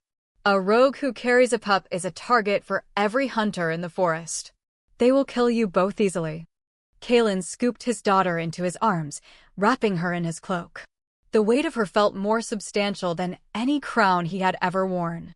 "They've been trying to kill me since the day I was born," Kaelen said, heading for the window. "They're just going to have to try harder. If you let your heart rate spike, little star, the forest will find us before the first light of dawn." Kaelen pressed his back against the rough bark of an ancient oak, his chest heaving. Tucked securely against his chest, wrapped in his heavy wool cloak, the infant, his daughter, was a warm, sleeping weight. He had named her Little Star in his mind, a light to guide him through the darkness of the rogue lands. Behind him, the forest was alive with the sounds of a hunt that held military force in high regard. Varric had unleashed the lead trackers, warriors who could follow a scent through falling snow and running water. The mind link was a chaotic roar of predatory intent, but Kaelen had severed his connection to it, relying instead on his own heightened senses. "They're closing the gap," Silas whispered, appearing from the shadows like a ghost. The rogue leader looked at the bundle in Kaelen's arms, his eyes softening for a fraction of a second. "The Lycan ambassador has put a bounty on the pup. He's calling her stolen property of the bloodline inheritance." "She is no one's property," Kaelen hissed, his silver eyes scanning the treeline. "Where is the diversion?" "Bram is leading a group of lone wolves toward the eastern canyon. They're dragging silver-soaked hides to mask your scent," Silas replied. "But Varric, he isn't following the scent. He's following the mate bond. Even fractured, he can feel the pull of Seraphina's distress." Kaelen cursed under his breath. He had forgotten that while he had rejected the bond, the psychological pain of the fracture created a beacon for a dominant alpha like Varric. He looked down at his daughter. Her silver fur, unique and shimmering even in the dim light, was a beacon of its own. "Take her," Kaelen said, handing the bundle to Silas. "Alpha." Silas stepped back, his hands shaking. "I'm a rogue. I don't know how to protect a king's blood." "You're a warrior who knows how to survive," Kaelen commanded, his voice dropping to a low, authoritative register. "Take the secret path through the dead marshes. The silver concentration in the water will mask her pulse. I will draw Varric toward the ridge." Kaelen drew his silver-coated daggers. He knew that as a dwarf wolf, his height was a major disadvantage in a foot race, but as the only wolf immune to the silver traps he had set, he was the only one who could lead Varric into the dead zone. "If I don't make it to the camp by sunrise," Kaelen said, looking Silas in the eye, "tell her that her father was a king who refused to bow." He didn't wait for a response. Kaelen turned and sprinted toward the rocky ridge, deliberately letting his silver fur catch the moonlight. He let out a roar, not a call for help, but a challenge to the brother who had stolen his throne and threatened his child. "Are you coming for the crown, Varric, or are you brave enough to face the man who wears the silver? If you want the child, Varric, you'll have to find her in the ashes of the world you're trying to build." Kaelen stood on the precipice of the silver crag, a narrow finger of stone jutting out over a 300-foot drop. The wind howled, whipping his torn cloak around his small, battered frame. He stood alone. Silas and Little Star were gone, vanished into the silver-saturated mists of the dead marshes. Before him, the treeline erupted. Varric emerged first, his dark wolf form massive and caked in the gray mud of the hunt. Beside him, the Lycan ambassador, Malphas, walked calmly, his elemental fire bonding causing the snowflakes to hiss and evaporate before they touched his skin. "The pup is irrelevant now," Kaelen, Malphas said, his voice carrying over the wind with a kingly authority. "You have humiliated the bloodline inheritance. You have turned the meager omegas against their betters. You are a rogue, a threat that must be extinguished to preserve the rigid hierarchy." "The hierarchy is a lie you tell to keep the strong from realizing they're being led by cowards," Kaelen countered, his silver eyes glowing. He didn't shift into his wolf form. He needed his human hands for the final trap. Varric let out a guttural snarl, shifting back into his human form. He was naked, his chest heaving, his tall stature a stark contrast to Kaelen's dwarfism. "Where is she? Where's the girl?" "She's with the future, Varric," Kaelen said. "A future where a warrior is measured by what he protects, not who he bullies." Varric lunged, driven by a desperate need to reclaim his dominance. Kaelen dropped low, using the martial arts that had made him a legend among the outcasts. He slipped a silver-coated wire between Varric's ankles, tripping the giant. As Varric fell, Kaelen didn't strike with a blade. He pulled a heavy lever he had hidden beneath a pile of stones. A series of silver concentration bombs, the largest Kaelen had ever forged, detonated along the base of the crag. The explosion didn't shatter the stone, but it released a dense, blinding cloud of silver particulates. To a regular wolf like Varric, it was like breathing liquid lead. He collapsed, his strength subdued, his wolf identity retreating in agony. Even Malphus staggered, his fire shield flickering as the sheer volume of silver overwhelmed his elemental bonding. You'll die here too, Malphus wheezed, his amber eyes wide with shock as he realized Kaelen was standing in the center of the cloud, unaffected. I told you, Kaelen said, walking toward the edge of the cliff. I'm already a ghost. And ghosts don't care about the fall. Kaelen looked at the Lycan, then at his broken brother. He had secured the escape. He had humiliated the ambassador. And he had proven that the moon goddess's child was the one standing tall. He stepped off the ledge. If you're waiting for him to come back from the mist, little star, you should know that he never really left. The voice belonged to Silas, now an elder of the Free Territories, the vast, hidden expanse of the Rogue Lands. He stood on a high plateau, looking down at a young girl who stood barely 5 feet tall. Her hair was a shock of white silver, and as she practiced her martial arts, her movements were a blur of precision and speed. Her unique wolf identity was already manifesting. She carried the shimmering fur of a father who had been deemed a defect. 10 years had passed since the night at the Silver Crag. The Iron Ridge Pack was a shadow of its former self, the rigid and platonic hierarchy having crumbled under the Lycan ambassador's failed oversight. Varric was a broken man, living in the Longhouse, but ruling over nothing but ghosts. I don't need the mist to find him, Silas, the girl said, her silver eyes flashing with a familiar intensity. She held a silver-coated dagger with the ease of a master. I feel him in the wind. I feel him in the silver. She turned toward the ravine where Kaelen had taken his leap.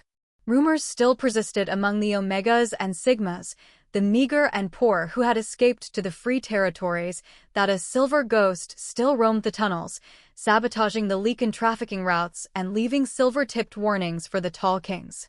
The Lycan ambassador is moving his military force toward the border again, Silas warned. He still believes in the bloodline inheritance.